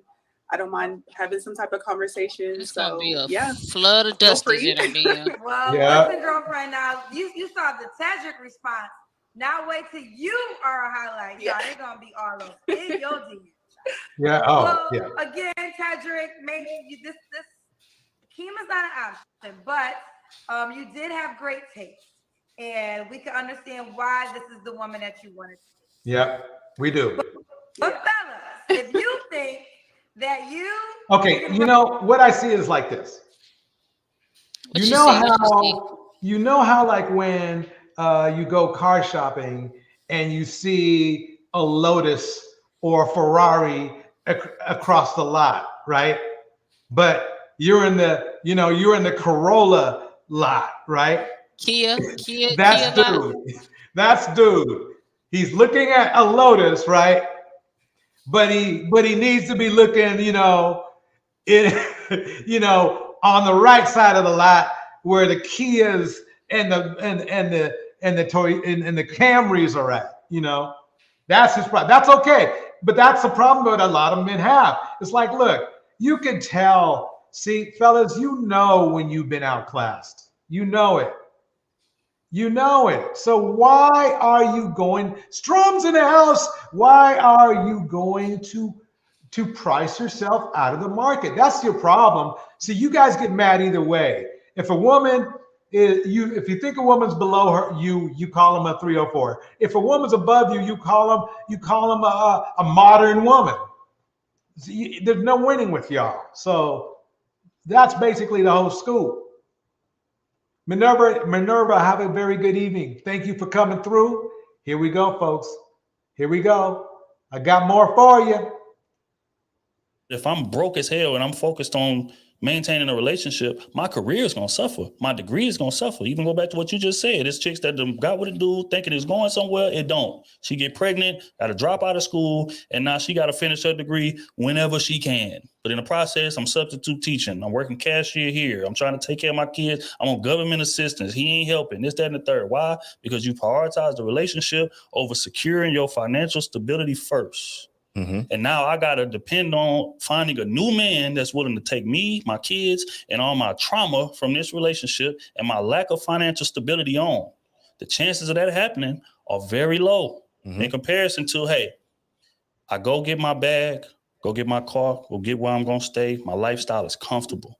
I meet somebody on my level and we can build from there.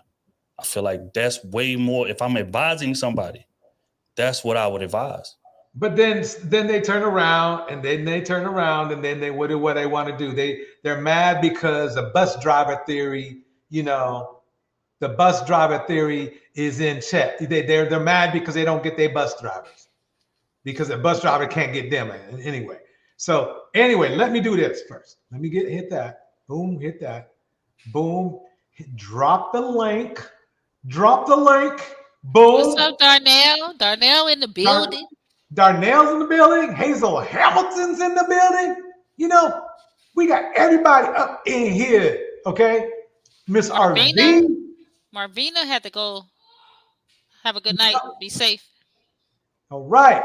Let's get this party started. Let's get it started right now. I'm going to break it down like this. You guys got to listen to this. Listen to this.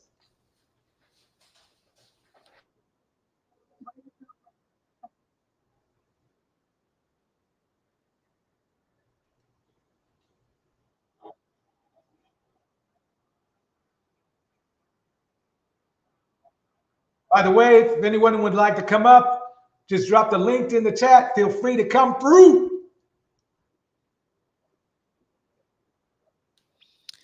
I want one of the ladies in the chat to come up.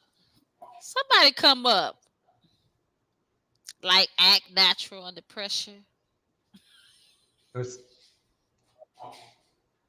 else we got in here? Let's see. Susie, come up. 5 minutes. Your opinion matters. Okay, this is what I don't get. Oh, wait, no. I think I say that in the video, but I'm going to say it anyway right now. Is he's wearing a cheap tee, okay? His beard is not groomed right, okay? But he's complaining about ratchet. See, I don't get it. It's like for some reason, a lot of men, we don't see things the way we need to see things. If we don't want ratchet and ghetto, don't be ratchet and ghetto. It's cap, Torch. They can't get the ratchet nor the modern or the submissive. They can't get nothing. It's cap.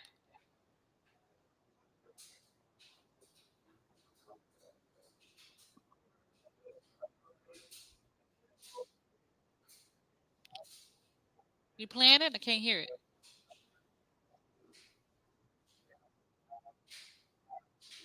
It's not. I don't like ratchet and ghetto, but I'm ratchet and ghetto. I don't get it. I don't get it. If you don't want ratchet and ghetto, don't be ratchet and ghetto. I don't see nothing on the screen, Torch. Oh shit! Thank you. Hey, why isn't it not on the screen? Well, that's weird. Okay. If you don't want ratchet and ghetto, don't. Let me keep it going. Your mama do though anyway, because she was your mama. It's like, okay, not saying, because some people say it take an insecure man, but it's just like me. If it's mine, it's mine. Okay, yeah, I forgot to change the screen, but you didn't miss anything. But you got to hear this coming up. You got to hear what's coming up right now. This is the important part. Listen to this. Your mama do though anyway, because she was your mama. It's like, okay, not saying, because some people say it take an insecure man, but it's just like me. If it's mine, it's mine. That's just me. Like, I don't. Notice how he objectified. Okay, women. It's mine. If it's mine, it's mine. It's mine, it's mine. That's just me. And you know Halloween coming up, if right? It's mine. Guess what I'm gonna be for Halloween? I got one do-rag, one white tee, some basketball shorts, some Nike flip-flops, and some Adidas socks. That's just me. Here we go. It's mine. If it's mine, it's mine. If it's mine, it's mine. If it's mine, it's mine. That's just me. Like, I don't feel like the whole world should see what's your man. Baby, we gotta see your face. Okay. I don't feel like the whole world or the city or whoever is supposed to see anything outside of what your man's supposed to see. You know, like the certain way you dress or carry yourself, or like what the way you dress or carry yourself. Prime example, like a woman that goes to the store and she has on a bonnet, like. Check this out. Check this out.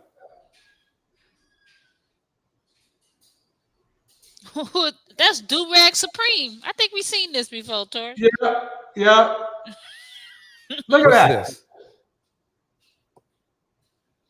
Torch, I don't know. What is that? It's all glossy, like he ain't washed it. It's like, okay, not saying, because some people say it take an insecure man, but it's just like me. If it's mine, it's mine. That's just me. Like I don't feel like the whole world should see We gotta what your see your man. face, baby. We gotta see your face. Okay. I don't feel like the whole world or He's got on a bonnet, saying that he doesn't want a woman who wears a bonnet. See, that's the point I'm trying to make. This is how the manosphere thinks. Do as I say, not as I do. Yeah, they think that they can come however, whenever. Right. Exactly. However and whenever.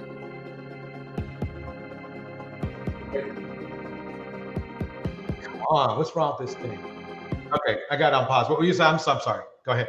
No, I'm just gonna say hit that cash app. Okay, here we go. Salt in the house. T-Salt.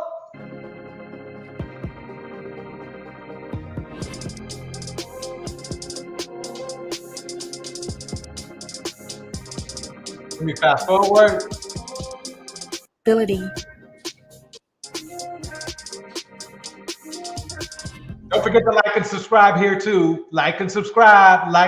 Likes only cost free $99. Likes and subscribe. Black men have no interest in improving the Black community, and they give excuse after excuse as to why it is not their responsibility. Black women must always remember that the main goal of Black men is to get to the white community. And that is why most Black men will say that there is no Black community. Because if they... Wait, so I'm going to save that for tomorrow. Let's play this one right here. Let's play. Oh my God. Here we go. They say you going on dates with dudes, bro. Why the hell do you or anybody care who the hell I spend my time with? That's the problem with y'all people. Y'all worried about who people spend their time with. Whatever I'm doing in my bedroom is my damn business. Hey, what's going on YouTube? In today's video, we got Dwight Howard coming out and addressing some of these allegations. I would like to highlight his video, and then after that, and I would like to highlight an alleged victim of Dwight Howard's from 2018. I don't know if you guys remember when Dwight Howard was facing backlash again in 2018 for pretty much the same thing that he's facing backlash for now. The only reason why I uploaded that DM with Okay, so anyway, he gay. Okay, let me go on. And there's nothing wrong with that. I'm just saying, I'm just pulling that out. That's going to be on the next show too. Go ahead. No, I was just laughing. He gay. I'm just kidding. I'm just kidding. Allegedly, but it's allegedly he's a power bottom.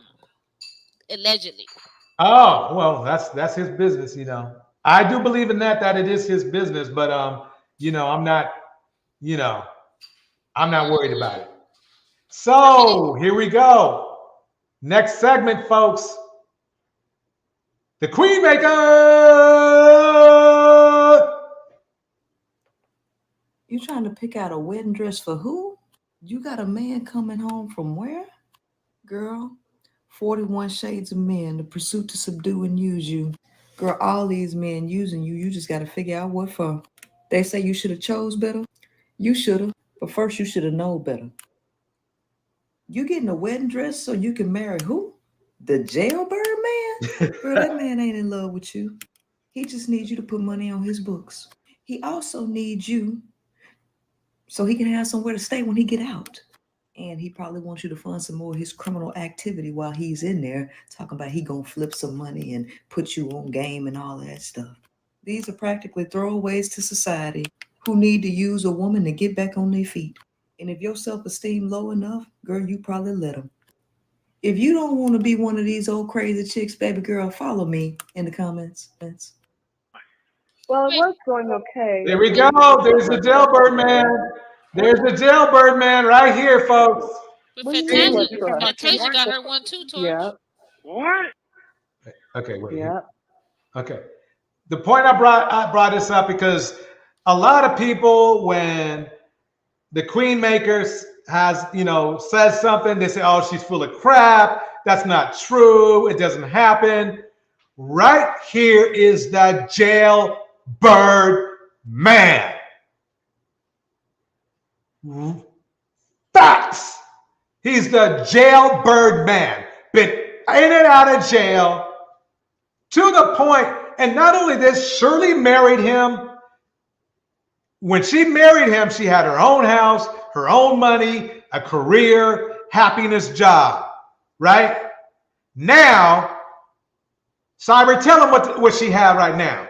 Tell her what she had right now. Oh, she's down to repossession, foreclosure, and they are seizing her assets, I believe, if I'm wrong. So, fellas. But you know what, Torch? They target these type of women. Yeah. This is a strategy for men with nothing. They target women with resources.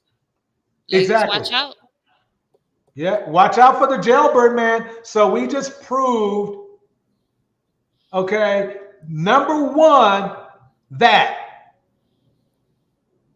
the Queen Maker's on point. She's on point. The jailbird man, right in front. Argue this. Argue this. You want to tell me he's not the jailbird man? Tell me. She lost everything. Give him a chance, man. I mean, just because he's been in for a little bit, give him a chance. F that, ladies, no. No. F that. F that. Yeah, so she would be considered a pick me. She screwed up. Yeah, you're right, Karen. What? She'd be considered a pick me? On steroids. You know? I don't know if I need to play any more of this, but we'll play a little bit just for a minute. But no, we don't even play no more. We can go to the next one. Okay, here we go. When you started, I already had to stop you from interrupting several times, which is a representation of your character. Furthermore, you somehow arrogantly wanted to speak of your education. You mentioned that you're doing molecular cell biology, which I think. Okay, let me stop it right here for 1 second. Okay, if there's anything I know about this dude is he brags all the time. So for him to come out and say, oh, you arrogantly, brag about your education and stuff, it's actually kind of disgustingly ridiculous. All he does is, oh my God, I got some more. Let me just keep playing. To me, which it is not, and I'll explain. It's not about impressive. It's not about impressive. It's about getting on logic and reality. Okay, it's been logic and reality. I'll tell you why it's irrelevant, because you try to make yourself sound like you're impressive. Because he already screwed up, in my opinion, because he's stupid. There's nothing irrelevant about having an education. You can have your own opinion about it, but there's nothing irrelevant about it. In the house, Vonda, Telvin, Susie, Miss RV, and Y is seeking knowledge. This clown here, I swear to God. You're taking a degree in molecular cell biology, but you're 37 years old and you're just now finishing the degree, which is a representation. Well, okay, she's just now finishing a degree at 37 that most people don't. Dumbass.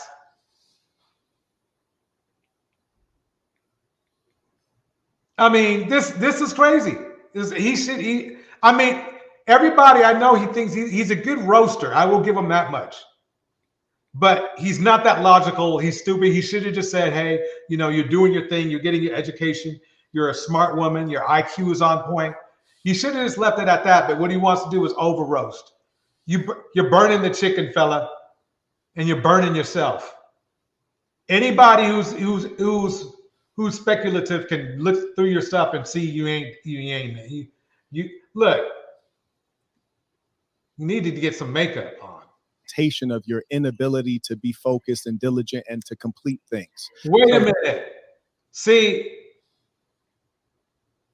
this is what's so stupid.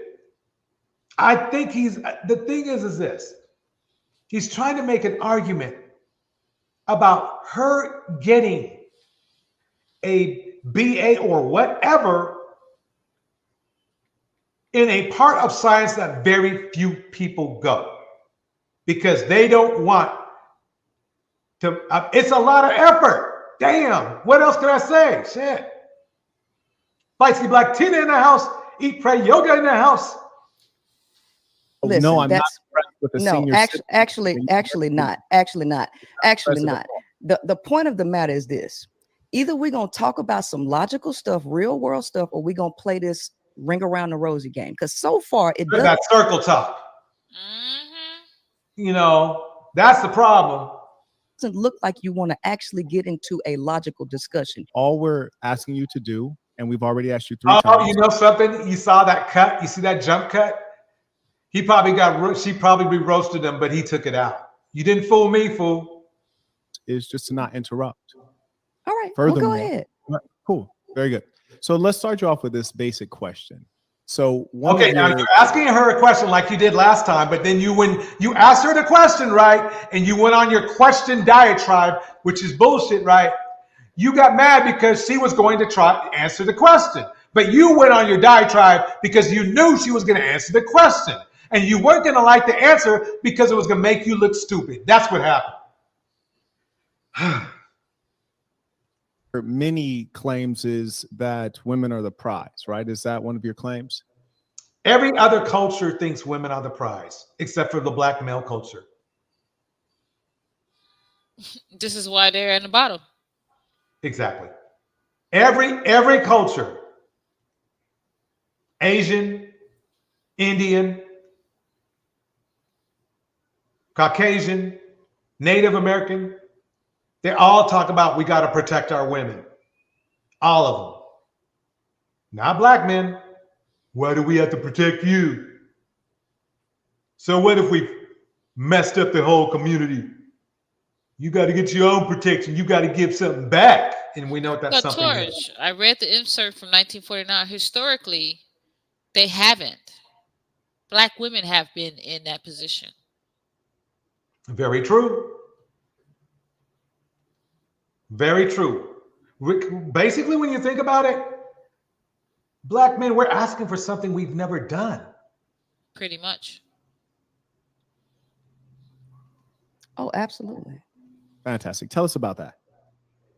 Okay. Well, first and foremost, when you get down to nature, raw dog nature, and not a artificial system like we live in, it is the male. Yeah, it's an artificial system. Anytime you have to create laws and law enforcement to redirect human nature, you're living in a system. So in raw dog reality, the male pursues the female all the time. He took out the part where she was schooling him so hard he didn't know what to say. That you saw another jump cut. He's wired to do that. And in raw dog nature, women get to deny, the female gets to deny access, right? Because guess what? The male's ultimate objective, biological objective, is to pass his genes along. Now, this is biology. Now, if we can't even agree with biology, then I don't know what we're talking about. You're a true comedian. Do you yield the floor? I yield the floor. Fantastic. Go ahead. See how he insults her when he really doesn't have to? He could have been respectful and mature, but he couldn't do it. And see, that's the funny part.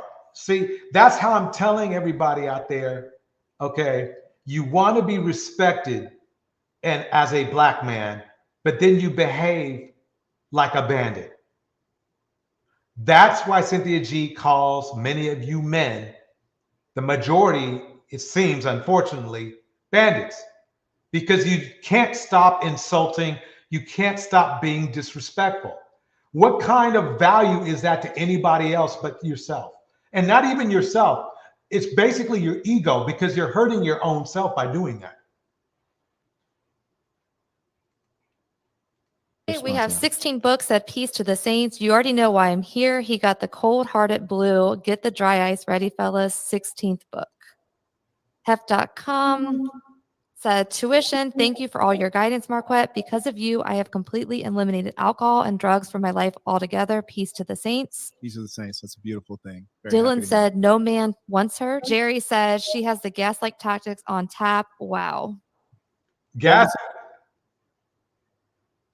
You see how brainwashed this crowd is? How many does he have? Damn, I thought he had a lot more than that. He only got 12.7K. I mean, it's a lot more than me, but for the way he talks, you would think he had 127K.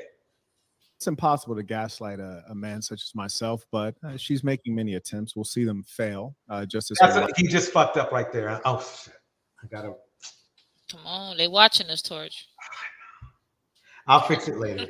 Anyway, I guess what I'm saying is this: is you can be just because somebody can gaslight you and you just know they're gaslighting you and you just know it. Okay.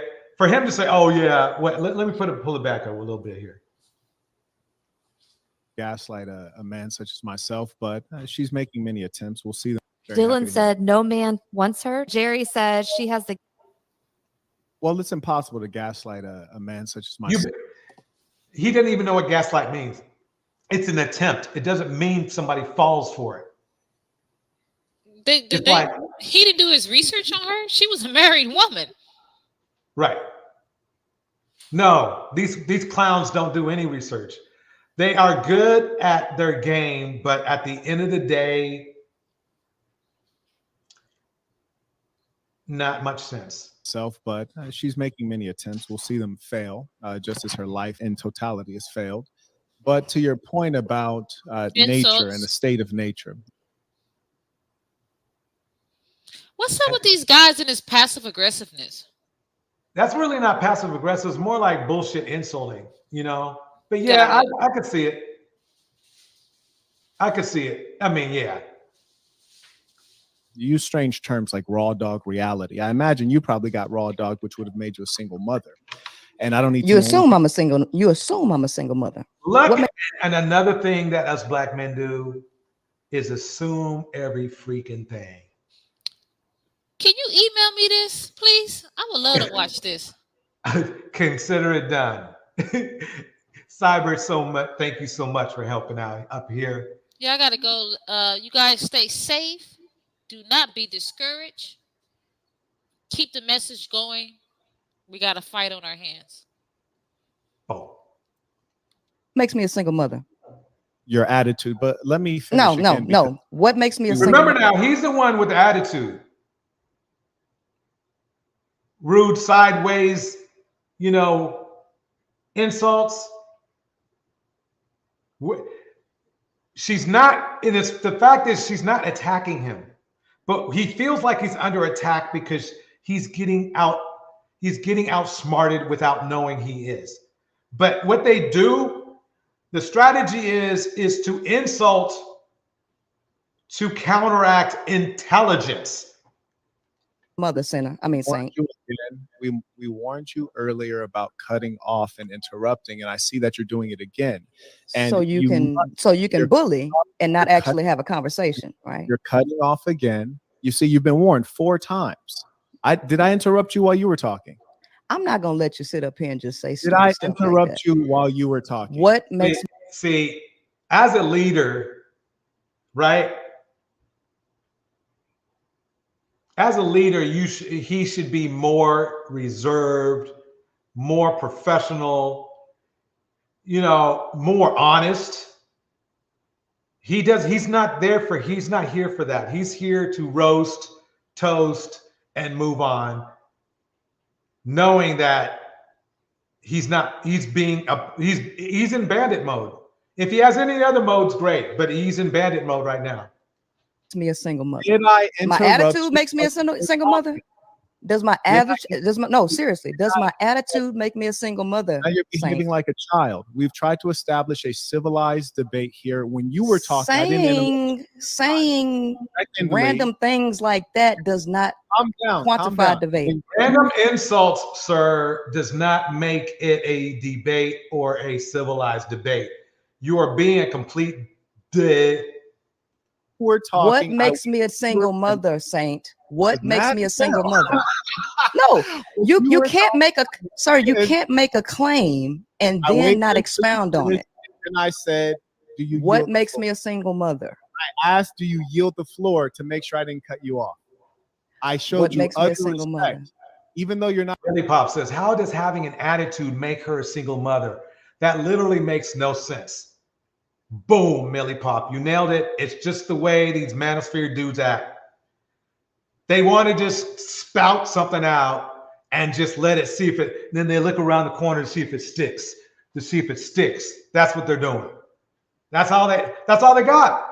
I mean, the thing is, as smart as he might be, if he is smart, quite honestly, his comprehension skills are in the toilet. She is literally, if you are an intellectual, right? If you take this to an intellectual platform for them to review and watch, they will tell you that she's mopping the floor with him. There's nothing else to be said. It's just what's going on. He's trying to do it, and he came out with all these fake videos about how he mopped her up. But really, quite honestly, if he did, he wouldn't have to release any other videos. He did that because he didn't, and he needed to seem like he did. The Saint lost to the Queen Maker. Simple. Let's play some more. Not a respectable person. I showed you respect, and when you were talking, no, you didn't. No. If you're trying to represent black men and that's your form of black man's respect, then you just made us all look bad because you weren't respectable. You weren't patient. Okay? You were interrupting her when you were saying that she was interrupting you. If you ask a question, expect that person to answer it, not to ask the question just to roast. And that's what you did, fool. You ain't fooling nobody. If you take this tape up to any intellectual platform, they will tell you she roasted him hard. And then when I thought you were done, I still didn't go out there, except that I asked you. I said, "What makes me a single mother? What Why makes me a single mother? So hurt that you can't be civil? How could you purport to be a leader? This is now he's still whining. So the thing is this. This is the problem I have. He's making the very little amount of black men that are cool, and it's small, okay? And he is embarrassing us because he's showing us right now that he does not know how to lead a debate. So if you can't even lead a debate, and look, oh my God, look, his lips are dry. He doesn't even know how to put on, he needs to put on some lip gloss or something. He needs some lip gloss. I'm not even, look, maybe because it's okay, sir. It's okay, Saint. You know, it's okay to have dry lips. Because I understand she's sucking all the water out of you with her intelligence, and you're sweating it out. But the bottom line is you haven't been anything you said you were. You need to go to Banditry 101 and find out why your bandit level is too high. This is a question, sir. You can't even lead yourself. You're so angry. You're so mad. Sir, we know that she's not mad. Look at him. If anybody's more animated, it's him. But this is him trying to manipulate or gaslight, okay, or gaslight the situation. And he knows he's not getting, he knows he's losing, but he's trying to gaslight his crowd. That is what he's trying to do. Mariah says this: the Saint bought a card and chocolates for Andrew Tate. Yep. And showed up at his home unannounced to personally deliver to. If that ain't simpish for you, nothing. I just saw this video today. In fact, I might have it in the mix. We might need to go to that video. Let me see if I put it in here. Because I was going to save it for tomorrow, but let's see if I have it here. Debate. No, I'm going to save that though and call it a life of a box of chocolates, because that's what he did. He literally went to Andrew Tate. If you guys want to hear something so pitiful, check this out. He goes to a man's house who, by the way, okay, who, by the way, is damn near either convicted or close to being convicted of trafficking, and brought him a box of chocolates.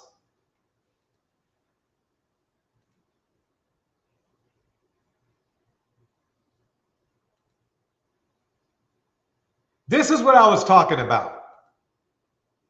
You have dudes out there.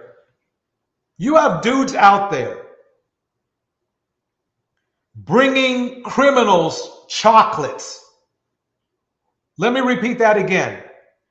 You have dudes out there literally bringing criminals chocolates. But you want to complain about Cynthia G and the Queen Maker, or women like that. You got to get the F out of here with that. You got to be kidding me.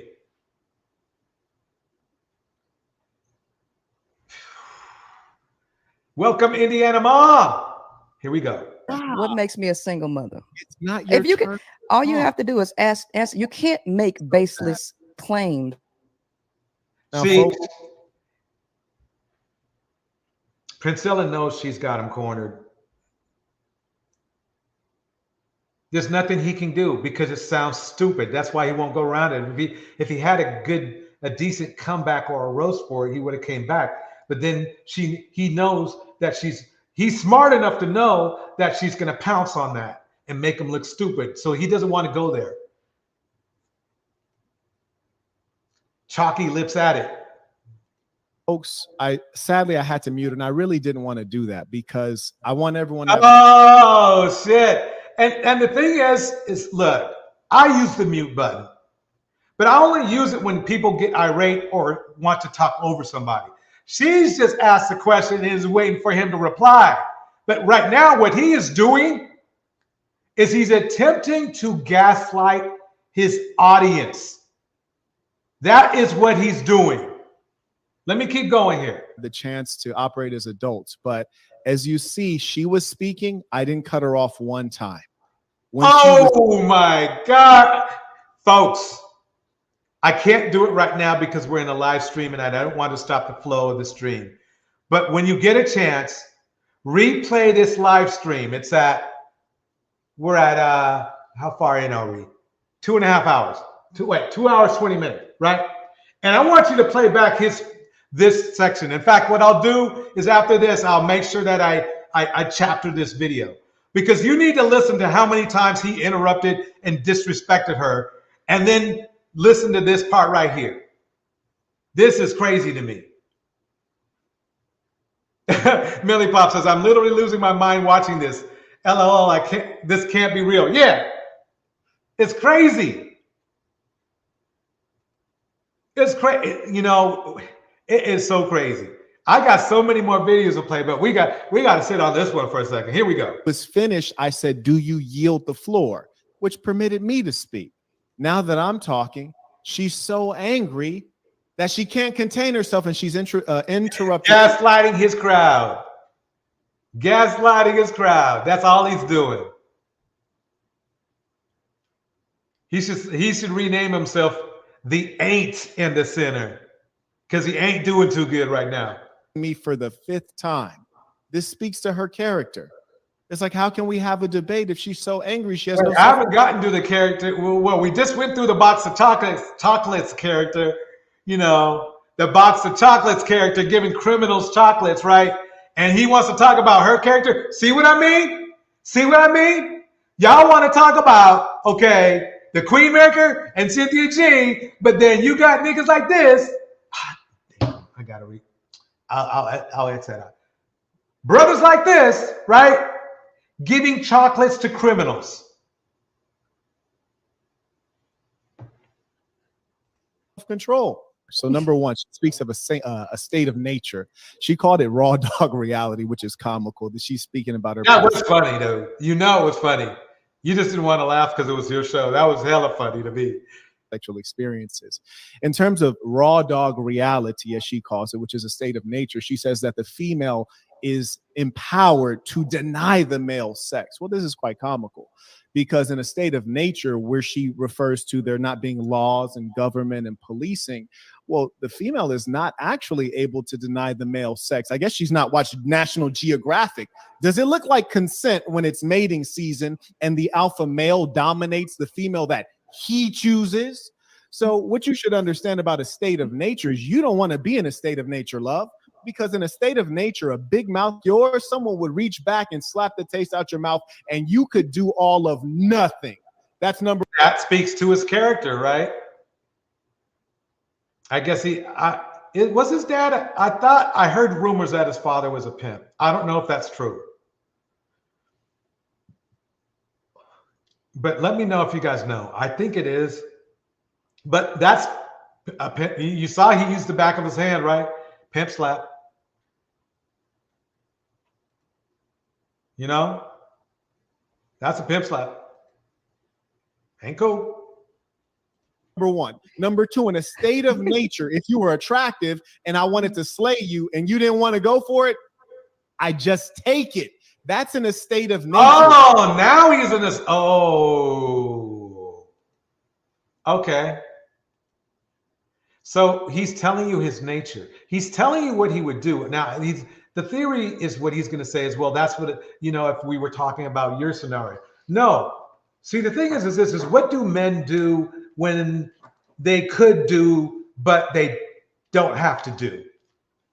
He doesn't have to be a pimp and a rapist, but you see that's where he wants to go, which walks right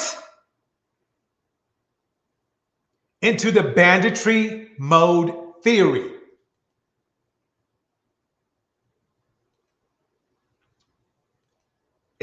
What can I do here? What can I do with this? What can I do with this? If I was trying to defend black men, right, against, how the evil Cynthia G about what she says about black men, and then this plays here,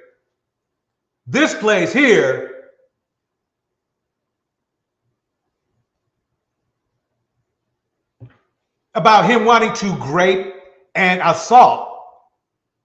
He wants to grape and assault, but you want me to disagree with Cynthia G about what she says about black men in general. Him being a leader of black men, at least in his own mind.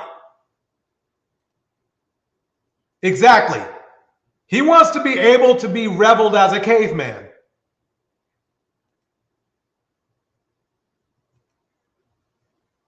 So now, if you go back now, what I want you to do is play some old videos of Cynthia G.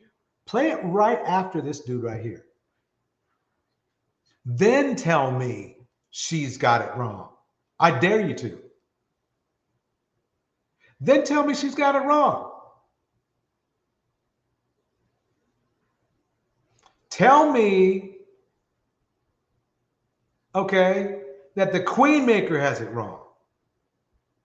After you listen to this guy's buffoonery, a popular YouTube leader of men.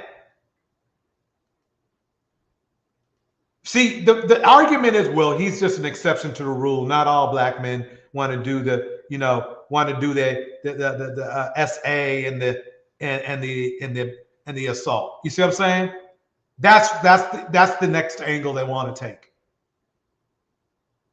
That's the next angle. Let me keep going.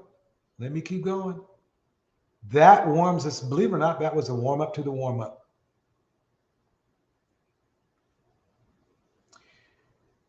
Let's break this down. Who is the saint and the sinner? I thought about putting together a whole dossier on this, but I'm too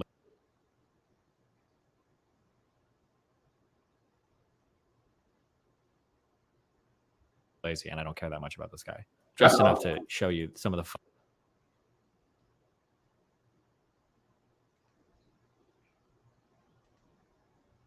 Uh-oh. Microphone check 1, 2.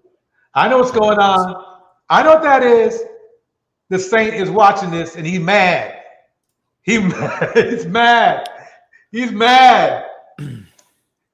Here is a video about him on his channel. Are you ready? We leave Jomo Kenyatta Airport. Marquette's mobile rings. The chief of police is phoning to welcome Mr. Burton to Nairobi, sharing that an armed guard will be waiting in the morning to escort Marquette wherever he wishes to go. Oh, man. Okay, this is Destiny. Now listen to this.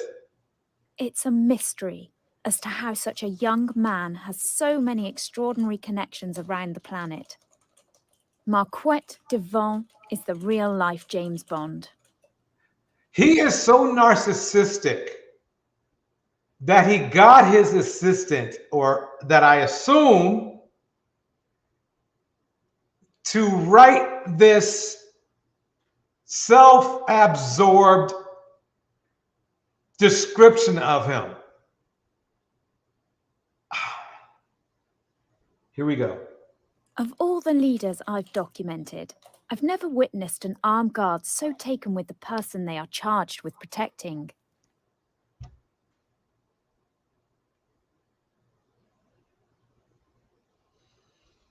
Did you hear that shit? Marquette is a man you share your secrets with and laugh with, even if you have an AK-47 strapped over your shoulder. It's just that Marquette Devon Burton is enchanting and bold. I guarantee you he wrote that himself. I guarantee you he wrote that himself. It's an assumption, but I guarantee you that's, see, in that right there, at the nicest as I can put it, is definitely sounds narcissistic to me. And kind. This is what the Queen Maker had to deal with. Somebody this narcissistic. She knew it though. She knew it. Indian public school teacher reached out asking if he would be willing to surprise her students on their field trip to Nairobi. Despite other plans, with a smile, he agreed. The Kenyans literally rolled out the red carpet for Mr. Burton's arrival.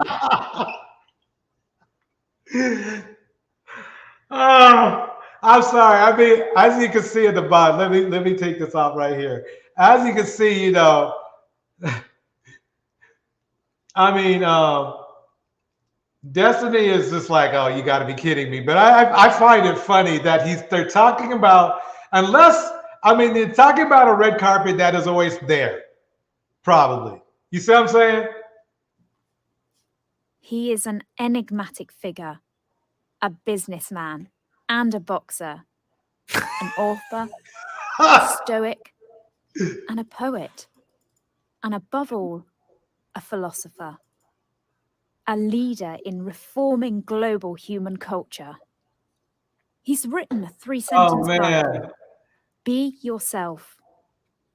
Be good to yourself. Be good to good people. This is the guy that says, I'm exploiting black people, by the way. And here he is living that.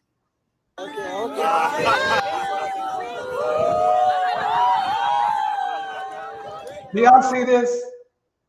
Y'all see this?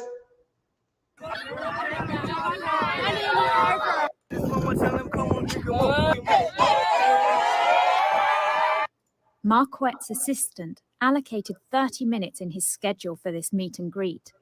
But Marquette stayed to take a photo with every kid who wanted one and to listen to each boy rap and give every child the attentiveness. And Mills, you nailed it. What a conceited jerk. I mean, and the Queen Maker handled herself perfectly in front of this fool. She's had to do this a lot though. She has a lot of training because most of the guys, when she goes to the Manosphere, this is who she's dealing with. That he teaches parents to give their children. He is Mr. Rogers. He teaches parents to get. Let me fast forward and get to let me get to the part here, right here. Okay. Others, excellent wives and productive citizens. Marquette Devon Burton. Yes. So originally, I don't. There's a way to look this up, but like, apparently they made him change it. He originally had this YouTube video titled as BBC coverage or BBC Emerging World Leaders Profile, and then they made him change the title because obviously it's not a BBC thing. Right. But the fraud. I swear to God, every single Manosphere dude is a fraudulent dude in my opinion. This is Les Ruse. No, it's all fake. He's an actual scam artist. Like this whole profile is fake. He's not an emerging leader. He's not anything. This is the app that he says that he like invented for some company they work for, Fletch. It hasn't even been downloaded 1,000 times. I bet most of these downloads are probably just from people working on the project, seeing if it works on other devices. Like this guy's whole life is a scam. He did a rug pull for $2,000. Limited supply Assassin coin is now available for purchase. He announced his coin on YouTube. In SoulScan, if you look at the TVL, the total value lock, it looks like the pool was at $2,000 for a couple of days before collapsing to zero. If you look at the trade section, there's a bunch of transactions for removing liquidity. The transactions are going to his address, which have his own NFTs on them. $2,000. I noticed in one of his Kevin Samuels videos, he's calling out Kevin Samuels because he's saying like, oh, well, bro, when I search for your name, I don't see any companies you own. Aren't you an entrepreneur? So I looked up this guy's companies. Okay. I looked up this dude's companies. This is funny, y'all. This is funny. I mean, he's literally chewing this guy apart. Go get him, Destiny. What do you own? What companies you done? This guy moved his entire business to fucking Erie in order to try and secure. Hold on. I give up. This is not this video ain't gonna be monetized. Here we go. $50,000 of investment. This is a guy that's worth. Oh, and then also, somebody emailed me this, but I don't have it. I don't have it on hand. He created a fake website to say that his net worth was $100 million. I mean, who does that? I mean, really? I mean, does he know that there are people who know how to count and look up websites and their statuses? But this is a funny thing. He's really doing this to insult his own subscribers. Okay? Marquis Duval, whatever. Okay? Saint and sinner, he's really causing sin on his own. Okay? Let me do this. I'm going to do this. I'm going to try to do my best.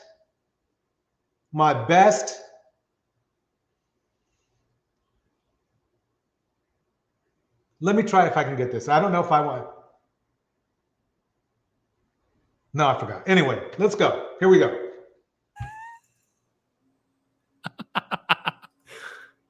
$100 million.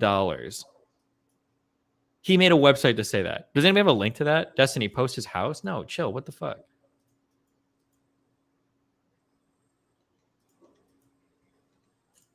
I mean, that's funny to me.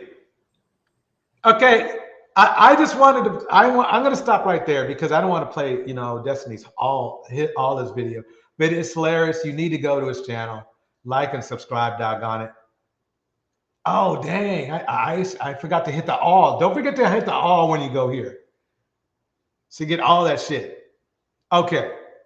So the point I'm trying to make is this.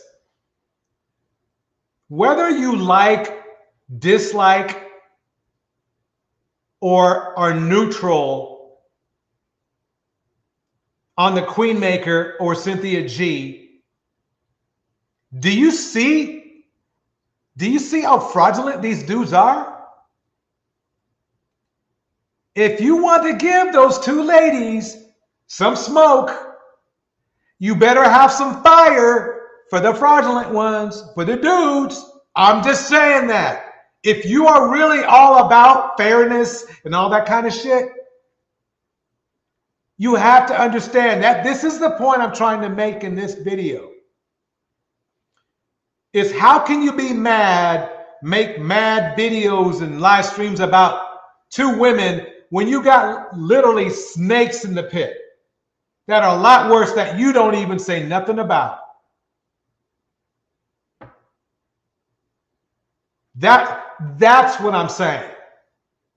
That's how it sounds like you're just, how should I put it?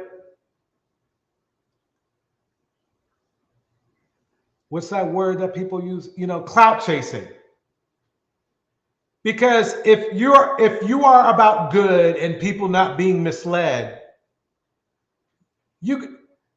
I bet if you go to Cynthia G's website, it's a real website with information, agree or disagree, but it's information. It's not like some fake thing with, I guarantee you, if you really, okay, I would love to see if I can dig that up. And I might dig it up for tomorrow's show, but see if somebody like the Pocket Watcher did some digging into the center and see what the truth is. To see if he's really worth $100 million, because that's a big ass lie. If he's not making $100 million, you can't really believe anything else he says. I don't care how smart he is. You can't believe it. Anton already got exposed. So why is seeking knowledge says this? I like Destiny too. They hate the truth. They hate the truth comes from another man. Yes. Think they can throw back black women under the bus and casually calls them out. Yep, exactly. Exactly. That is just, to me, it's amazing. It's amazing. So let me go in. We were talking about life as a box of chocolates, right?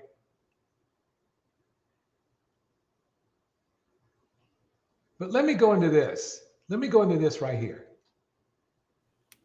Oh, he ain't took you on no real date, but y'all been Netflix and chilling, and you want to know why he ain't trying to court you? 41 Shades of Men, the pursuit to subdue and use you. Girl, all these men using you, you just got to figure out why. They say you should have chose better, and you should have, but you should have known better first. As quiet as it's kept, girl, you might be dating this man right here, the fellatio man. Girl, that man got a wife at home and maybe even a steady girlfriend. The problem is that girl don't give no head at all. And you, I hate to tell it to you, but girl, you the fellatio girl. He only call you over for Netflix and chill, and he won't take you on no real date, but he always wants you to get a little sucky. Girl, you dating a fellatio man. Girl, get off your knees and get on your feet and run away. Follow the Queen Maker so I can teach you how to avoid all this. I'm going to assume he was cheating. How'd you find out he was cheating? Random women would reach out and I would ask. And random women that he was dealing with? Yeah. How many times did he cheat? How many women reached out to you? Maybe at like 5. There were 5 women that he cheated with, and these 5 women called you. Well, that, I mean, if he was doing, that kind of stuff, that's reckless. Yeah. He didn't say it was wrong. He just said it was reckless. See, this is a funny thing. Something, I'm going to keep this going, but let me break it down like this. He endorses men cheating. So let's go into what Tate says about that. Why do men cheat? Most women don't know. You'll see them all the time. Why do men cheat? Oh, because men are just stupid. And why do men fuck girls uglier than their main chick? Why do men do all this stuff? That's because men are stupid. It doesn't matter. You might make up a different answer for it, but it's the same thing. Ultimately, it comes out to being stupid. Cheating on a perfectly good woman. Why do men cheat? Come on. You know why? I'll tell you why. Let's go back to the first thing I've been saying this whole time. Status. Yeah, that's my chick. She's home. Took this one home. Yeah, I got that one. She's chasing me. Status. That's still being stupid. That's still. Oh man. But it's stupid to females. I get it. But that's the No, it's stupid to anybody who thinks logical. It's like this. I'm gonna make it a completely unsexual. Let's say you have a good job, right? It pays great.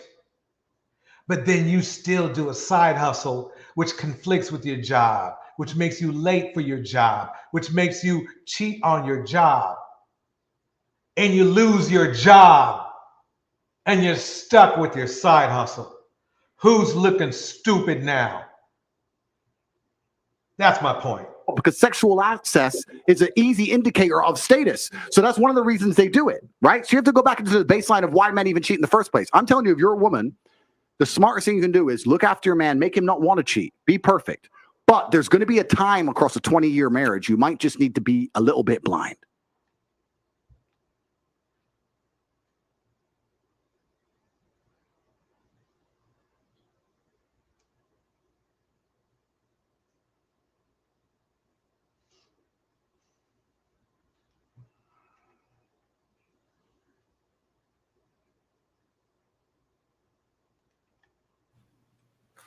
You still getting played, ain't you? The game, 41 Shades of Men, the pursuit to subdue and use you. There's 41 different reasons why men want to use you. And they say you should have chose better. You should have. But first, you should have known better. This the man you want, but most of y'all ain't dating. See, Kevin Samuels called this guy a high-value man. But in actuality, he's a high-value trick. This is one of those guys who didn't get many opportunities for punani. And now that he's much older and has a nice car, nice house, nice job, he wants a nice little accessory on his arm. And he's willing to pay for it. Tricks spend their money on images. This what you want, but they tell you that you don't qualify for. Ain't nothing wrong with it. Gold diggers already know that he just want them for an accessory. And so they make him pay for it, like they should. Want more? Follow the Queen Maker.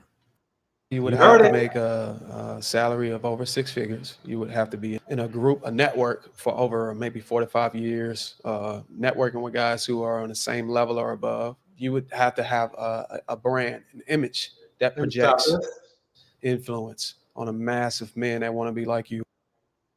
Okay, I'm going to play a little bit of this because they hate me. Basically, you see what you're dealing with. You see why the Queen Maker and Cynthia G do have a value to Black women. Look at all these men you have to deal with. Look at their mentalities.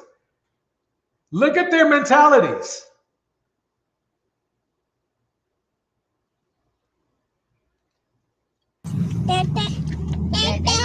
Mama, you're a mama. Okay, this is you hear what I'm saying, mama. Okay, this is VH1. I'm gonna pause it right there. Let me pause it right there. Let me go forward, forward, boom.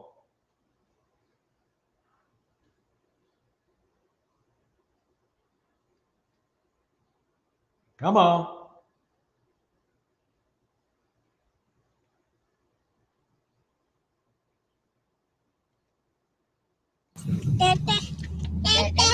Mom. Okay. He's always had an old soul, but you know, now he's like Benjamin Buttons with, you know what I'm saying? Perfect timing. Perfect timing. You know about T.I. or Darnell? Yes, sir. One of my favorite songs, What You Know About That? What You Know About That? You remember that? Yeah. What do you know about him? I met him once. He's at Fort Lewis. He was signing autographs. Oh, cool. So men respect him and they find him to be a leader. Is that correct? I mean, they did about 20, almost 20 years ago now. I don't know about now. I haven't really heard much about him lately, but he was big in the early 2000s. He was. Oh, hell yeah, yeah. I played all his stuff. Did he ever cheat on anybody? I believe he did, but don't quote me on that. Okay. I don't want to bring up VH1 because VH1 is very aggressive. And that slipped me. Please excuse that, everybody. So I'm going to bring up, let's see if I can bring up something a little bit more friendly. Definitely not Vlad, that's for sure.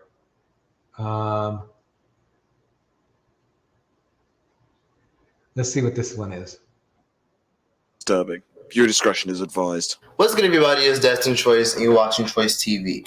So today we're here to talk about this dirty ass nigga T.I. Apparently, he got caught cheating. Well, not apparently. He literally got fucking caught cheating on his wife, Tiny.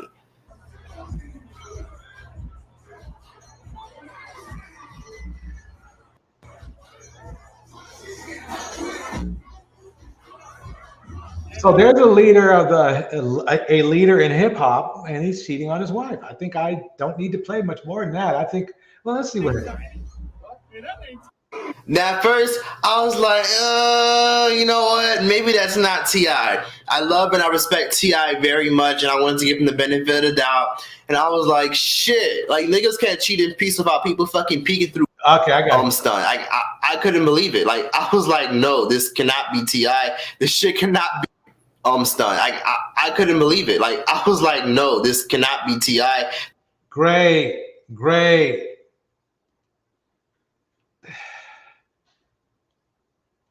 So I guess let me go back to my point, Darnell. My point is this: is that why are these guys mad at the Queen Maker and mad at Cynthia G for literally predicting what many Black men do? That's a good question. They, you know, in my opinion, you know, it's kind of one of those things that, you know, sometimes you don't like to hear the message, so you shoot the messenger, kind of thing. You know? Right. I mean, because the thing is this: is that they call women 304s that do what T.I. do, right? Yeah. Shoot, they do. They call women 304s for doing half of what T.I. do. So what does that say about them? You know what I mean? I think that's what we're getting to. Yeah. You know? Well, you have to understand in the red pill community, it's the belief that men and women are different. Right. So what you're saying is that basically, what is that word I am looking for? There's a double standard. Yes. Okay. Let's move on. I got so many videos here. Dang, I'm not even to 30 yet. Here we go. Now the men are here. Y'all are complaining about getting ghosted and this and that. And how do you solve this problem? I have a modest suggestion. 1099 relationships. 1099. What is a 1099? Well, if you've had a job before and you got hired on directly, you were a W-2 employee. That means the company you work for had to have insurance on you to some degree, file your taxes and all that other kind of stuff. So they had the responsibility of not only employing you, but maintaining you. You got paid less money as a W-2 employee, but if you're a 1099 contractor, you get paid more money. I am going to pioneer not a sugar baby, but 1099 girlfriends. 1099, 3 months, 6 months, 9 months, 12-month contracts. He's promoting prostitution. I mean, it's the money's the way that the money is received is different. It's on the monthly. It's still prostitution. Yeah. So that he falls under, I believe, the high value trick chapter in 41 Shades of Men. I remember when I made so many people mad when I called Austin a trick, but at the end of the day, that's what he was. And I know people are going to be mad because I called Kevin a trick, but at the end of the day, that's what he is. So what's the problem? If they wanted to, they can go, oh, look, I like the trick. That's what they should say, right? And call it. No, they don't want that. They want to be respected. So they come up with all this gaslighting, 1099 stuff, which is amazing. Welcome, Pax. Welcome, Go Go Glow. Welcome, Fiona. Welcome, Indiana Mom. Welcome, Vonda. Welcome, Cyber Dreams. We're going to keep this going.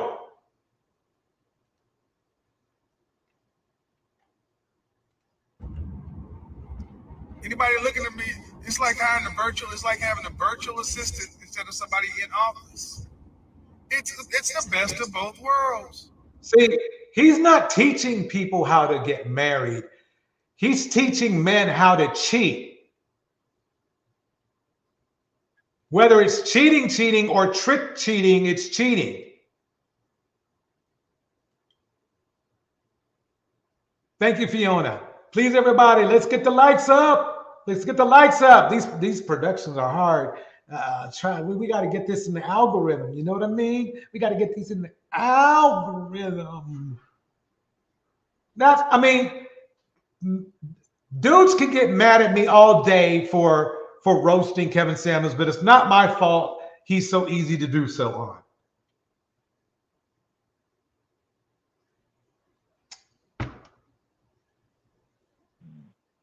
That's just what it is. What's up? My name Dusty, but everybody call me Dusty. So it's this chick that I tried to holler at about a year ago. Yeah, she turned me down, but I ain't really think nothing of it, so I kept it moving. And now I kind of think I know why she turned me down. Because she ran through and she was hurt. And I don't know what man hurt her for her to come up with this book. That's how these dudes talk too. She sounds a lot like Satan Center right now. To men, the pursuit to subdue and use you. So she ran across 41 different shades of Dusty. I mean, Pookie and Ray Ray. That's why we go overseas for more feminine women and white girls. No, she don't have a chapter called The White Girl, man. And the passport, bro. She just mad winter coming. I suggest y'all read this mess that she done came up with. Check the link in the comments. Mostly every woman. Let me pause that right there. Go Go Glow says this about Kevin Samuels. He had relationships with Six the Goddess, Melanie King, Brittany Renner, and others. I don't know if I would call them relationships. More like situationships.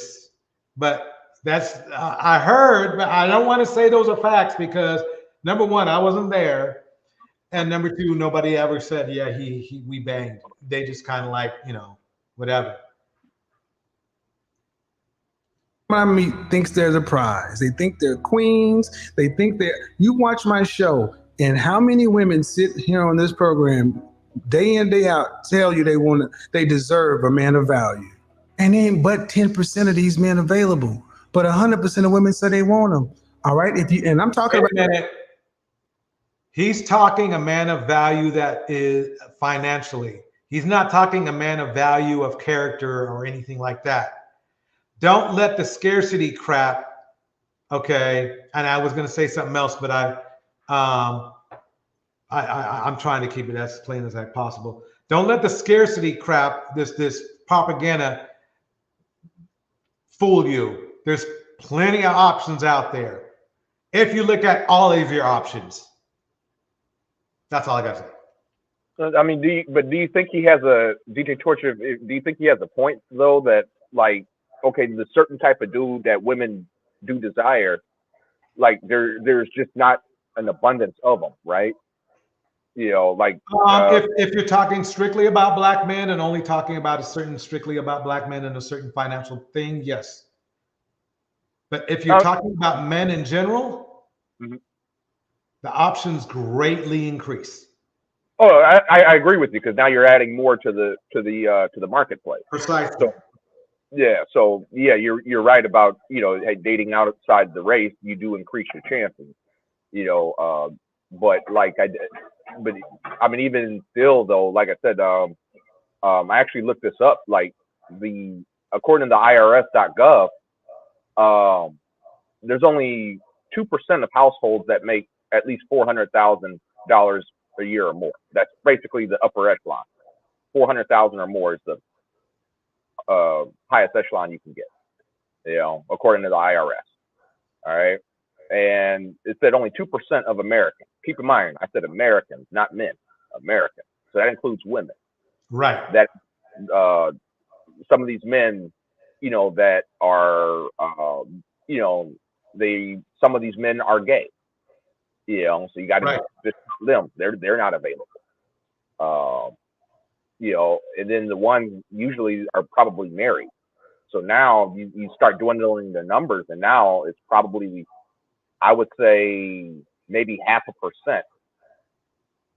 You know, 0.5%, and you got all these women trying to compete for 0.5% of the men that are actually available. So Can you it's run not. that math by me again? I'm sorry. Can you run that math by me again? Sure. So we start out with 2%. 2% of households in America make $400,000 a year or more. 2%. Okay. All right. Now keep in mind that's both men and women. Okay. Is there a reason why you started at 400,000?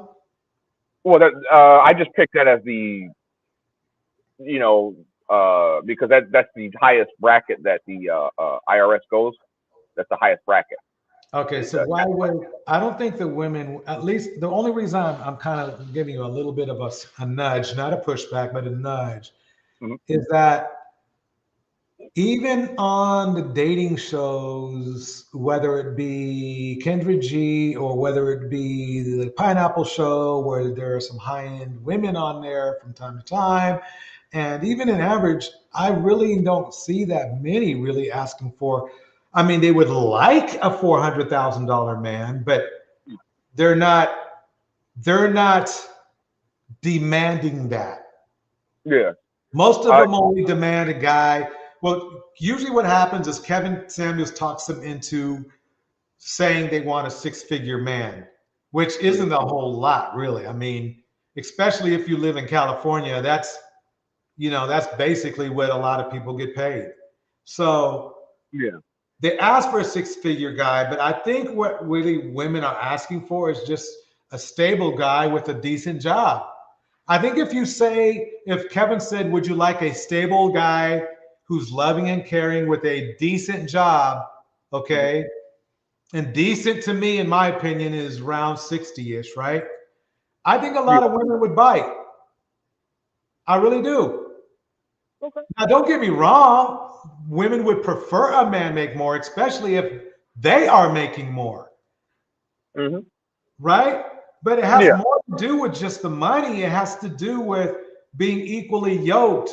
There's a certain level. People get to $100,000 because they went through the same road usually. You see what I'm saying? They went through, they put in the same effort to come out and make that much. So that's my point. But the only problem though is those upper echelon men.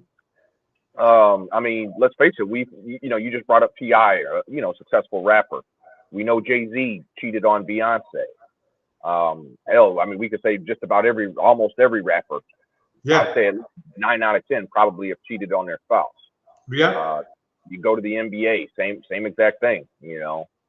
NFL. I mean, hell, we've even had presidents. We had Donald Trump, former President Trump, former President Bill Clinton. Okay, so I see your point there, but doesn't that make it a stronger case for divestors? No, sir, because like I said, I mentioned Donald Trump, for example. He's white. Bill Clinton, he's white. Right, but they're not trying to date Donald Trump or Bill Clinton.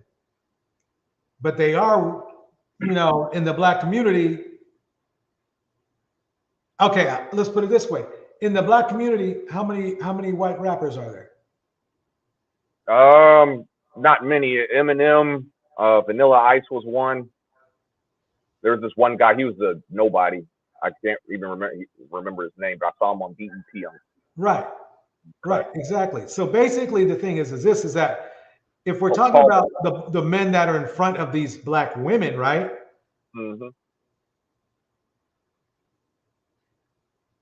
Then, I mean, exception of dating somebody like a Trump or a Clinton, more than likely, I mean, we're talking about 230 million more options, right? Yeah, but the thing is, okay, let's take Elon Musk. Now Elon Musk, I don't believe he's been married, but he has multiple right. baby mamas. Okay, let me ask you this. Why don't we take out all the cheating Caucasian men, right? Okay. And all the Caucasian men that aren't checking for black women, right? Out of 230 million, how many of them do you think would be left? You said 230 million. Right.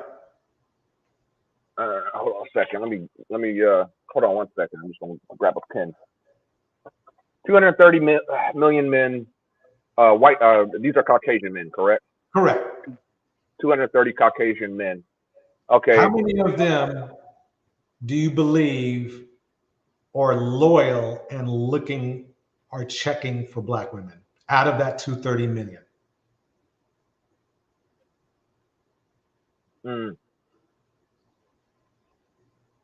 I would say probably less than 10%. Okay, less than 10%. Let's say so. That would be about 23 million. Right. And you said less than, so I'm going to go with 20 million, right? Okay. How many black men are there altogether, no matter what? Let's see, we're 13% of the population. There's 50 million black people, so there's approximately roughly 25 million black men, roughly. Right. So a black woman, without thinking about any other race or any or those who register themselves, I guess, as mixed. I don't know how that works, but literally double their options. Correct. No, I agree with you on that point. You do double your options when you, instead of focusing on one demographic, right? You cast a wider net. It's like you like fishing, right? Instead of going instead of going with your rod, you throw the net off the boat. You're probably going to catch more fish. Exactly. So it's like this. If you were in a room full of women and you didn't mind your options, right? Wouldn't you want to choose the best person in the room instead of just sticking with somebody that might be lesser than? Like, let's say the best person in the room at this point happens to be a nice Asian woman for you, right? See, you guys are vibing together. She has the same values as you. She has the same, vibe as you. You're attracted to each other. Wouldn't you strongly consider her? Yeah. I mean, I would consider her. Yeah. Okay. That's all Cynthia G is asking women to do. Yeah. Yes. I mean, I understand that point. But I was just saying to speak from the red pill point of view. That the thing is, it's like, they do preach about, okay, you had to build your value, right? So when you started at 18, for example, you weren't going to yacht parties, you weren't meeting your idols, you had no money, you weren't having access to women. You had to go to school, or trade school if college wasn't for you, you went to trade school. All right.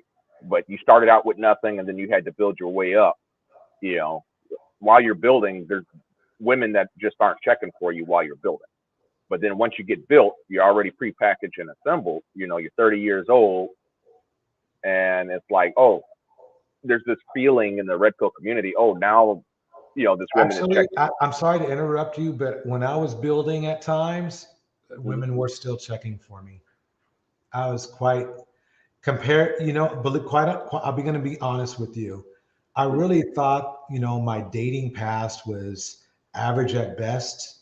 But after sauteing, swimming through the manosphere, Shit, it was bomb. I don't think like these men do. If anything, I blew more opportunities than people who dogged me out. You see what I'm saying? Yeah. I probably had more opportunities for a marriage or long-term relationship than the amount of women that treated me wrong. So that's why I don't have the mindset of the manosphere. Okay. Because I realized it was all about me. Don't get me wrong. These men might have had the same luck I did, but they look at the world differently.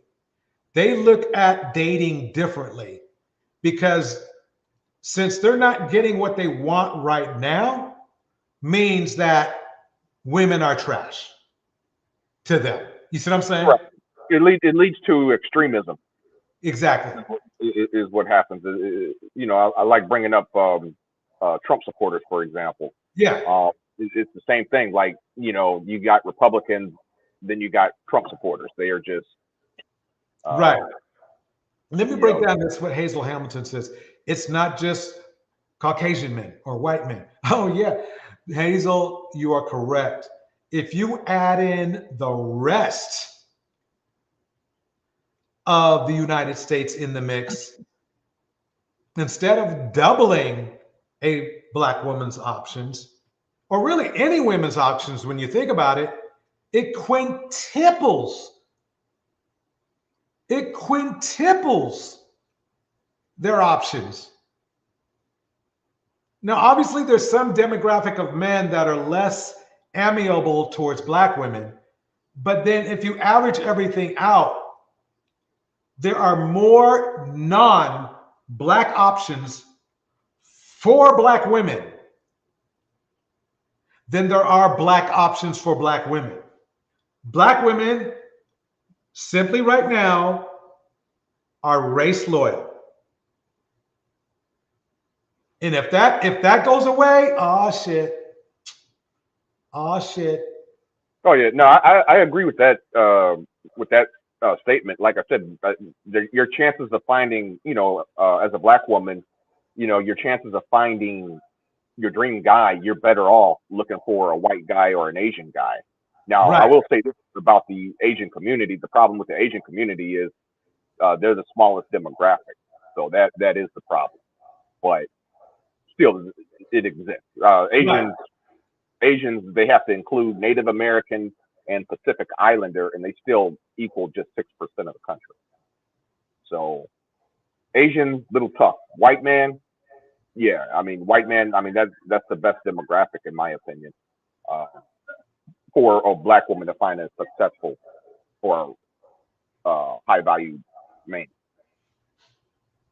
because they just happen to make up the largest chunk of the country. I think I want to say about 30% of the country are white men. Exactly. Hazel says this: boys are being taught to hit little girls, then they grow up and abuse women. This is 100%. I have some neighbors near me, and they have a little boy. And the little boy is maybe, I don't know, 8, 9. He was literally bragging to me about having multiple girlfriends. I mean, he's a little boy, but that's nothing. You said how old was he again? 8 or 9. 8 or 9. Yep. Now, who knows? I mean, I'm not saying they're girlfriend, right? But you see what I'm saying? He's talking in that red pill abundance jive, I guess. Yeah, who did he get it from? My opinion, he had to have gotten it from social media. Matter of fact, that'd be interesting if, like, or his parents got it from social media and he got it from his parents. Yeah, I mean, it's possible. Yes, that's possible too. But I was just saying, like, today, it's a lot harder to control what your children watch today than it is say when I was a kid, before social media, like I said, I mean, you remember the V chip? The what chip? The V chip. That sounds familiar. Around in the 90s, you had parents that were concerned about what their children watch. So they installed a chip on all television called the V chip. Yeah. So televisions back in the 90s, they had this little chip, and you would go through it. You had to go in and activate it, of course, but you would go through it and you could tell the TV, hey, this is not acceptable for my child. Oh, okay. Now I get it. Yeah. So, it was a way of censoring what your children could watch and not watch, or protecting your children, I should say. Yeah. Right. And you also had the ESRB, which is I forget what the acronym stands for, but they're the ones that they put the labels on the video games. Rated T for teen. Got it. Okay, let me move forward. We'll talk tech. You know something, Darnell? We might have to do a Tech Talk live sometime if you're interested. I mean, I don't think I'd qualify, to do it. No, don't worry. You'll do fine. I'll break it down to you later. Okay. Here we go. Remember when y'all told women to pick better, and then women started picking better, and then y'all got mad when women started taking your advice? What's up with that? There are a lot of women who actually took your advice, okay? But then they looked around them and said, well, there is not better out here, so I guess I'm just going to be single. But so many of y'all are still mad. Even though we took your advice, what's the problem? We literally took your advice, bro. You said choose better. That's what we're doing. What's the problem? I don't understand why y'all still upset. We are choosing better, which sometimes means choosing ourselves. Please, for the love of God, please don't think that meant choosing you. Is that why you're upset? All right. Howdy. My name is Chase. Right out here in the good old Republic of Texas. I like hunting, fishing, gaming, all that good old boy backwoods shit. But most importantly, I'm a businessman. Gotta have dollars to play in that big boy league, you know what I mean? I'm actually on the way to an important meeting that I got, but I wanted to take a couple seconds to talk to you about this book that I came across. 41 Shades of Men, The Pursuit to Subdue and Use You. The author of this book, Princella Clark, I think she did a hell of a job. I must say, I'm one of these guys in here. I couldn't agree more with this quote that's in this book here. The businessman. Women will never be as successful as men because they have no wives to advise them. That was Dick Van Dyke. The truth is, ladies, we men, we need you. All of our greatest accomplishments and successes is because of our connection with you. Nothing is created. The biggest issue women have with men in relationships is men want to feel needed and they want to feel wanted instead of actually being needed and being wanted. I need to play that over. I need to play that over right there. You need to listen to this real close. Let me get the mic up on this. Okay, here we go. Listen again. Listen close. The biggest issue women have with men in relationships is men want to feel needed and they want to feel wanted instead of actually being needed and being wanted. Men want to play the dating game on a handicap mode. Dating a man is like going to the bowling alley and playing the game with bumper rails. The bumper thumpers is a way that we can get little kids involved in bowling because they get discouraged if they throw a bunch of shots in the gutter. So what we try to do is we try to get them over there, coach them up, teach them how to get the ball down the lane properly, and then we'll promote them into the next league up. I would like to thank everybody.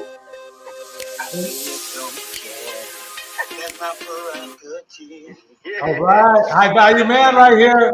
High value man. But I don't give a damn. Chasing crack is who I am. Pretty Black Magic. Don't ask my girlfriend, but do he smoke for real? Girl don't understand it. My baby don't know the deal, but a brother. trying hard to get high. I see nothing wrong as long as I find. I'd like to thank everybody for coming through. Miss RV, Why y'all niggas Susie Bear, tell me why. H.E. Baldwin. Yo. They say I'm smoking. Vonda. But hold on. Let me pause it. Cynthia G. I know that's real Cynthia G. She busy. Hazel Hamilton, Indiana Mom. Let's get the music going. I'd like to thank everybody. This was a good show. Darnell, I think we knocked it out the box. But you want to know who really knocked it out the box? Executive producer Camo. Thank you for all your information, Camo. And it went perfect. Here we go, everybody. So,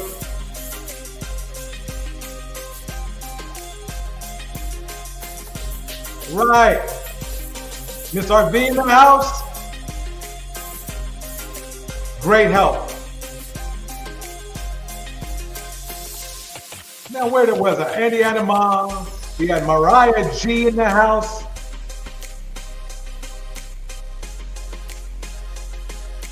Hazel Hamilton. Millie Pop. I love saying that. Emmett Mills.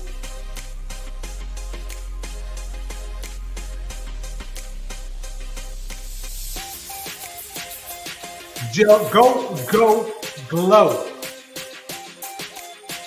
Fiona. Cyber Dreams, of course, on the stage and in the chat.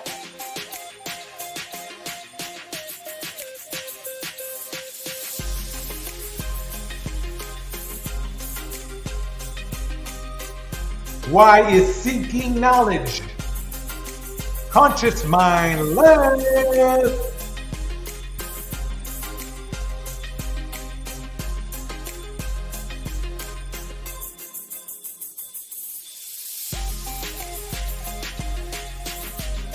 King Lucifer.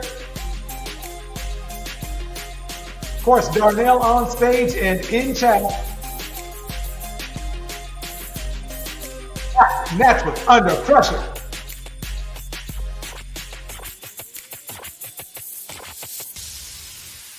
Thank you, everyone. See you on the next one.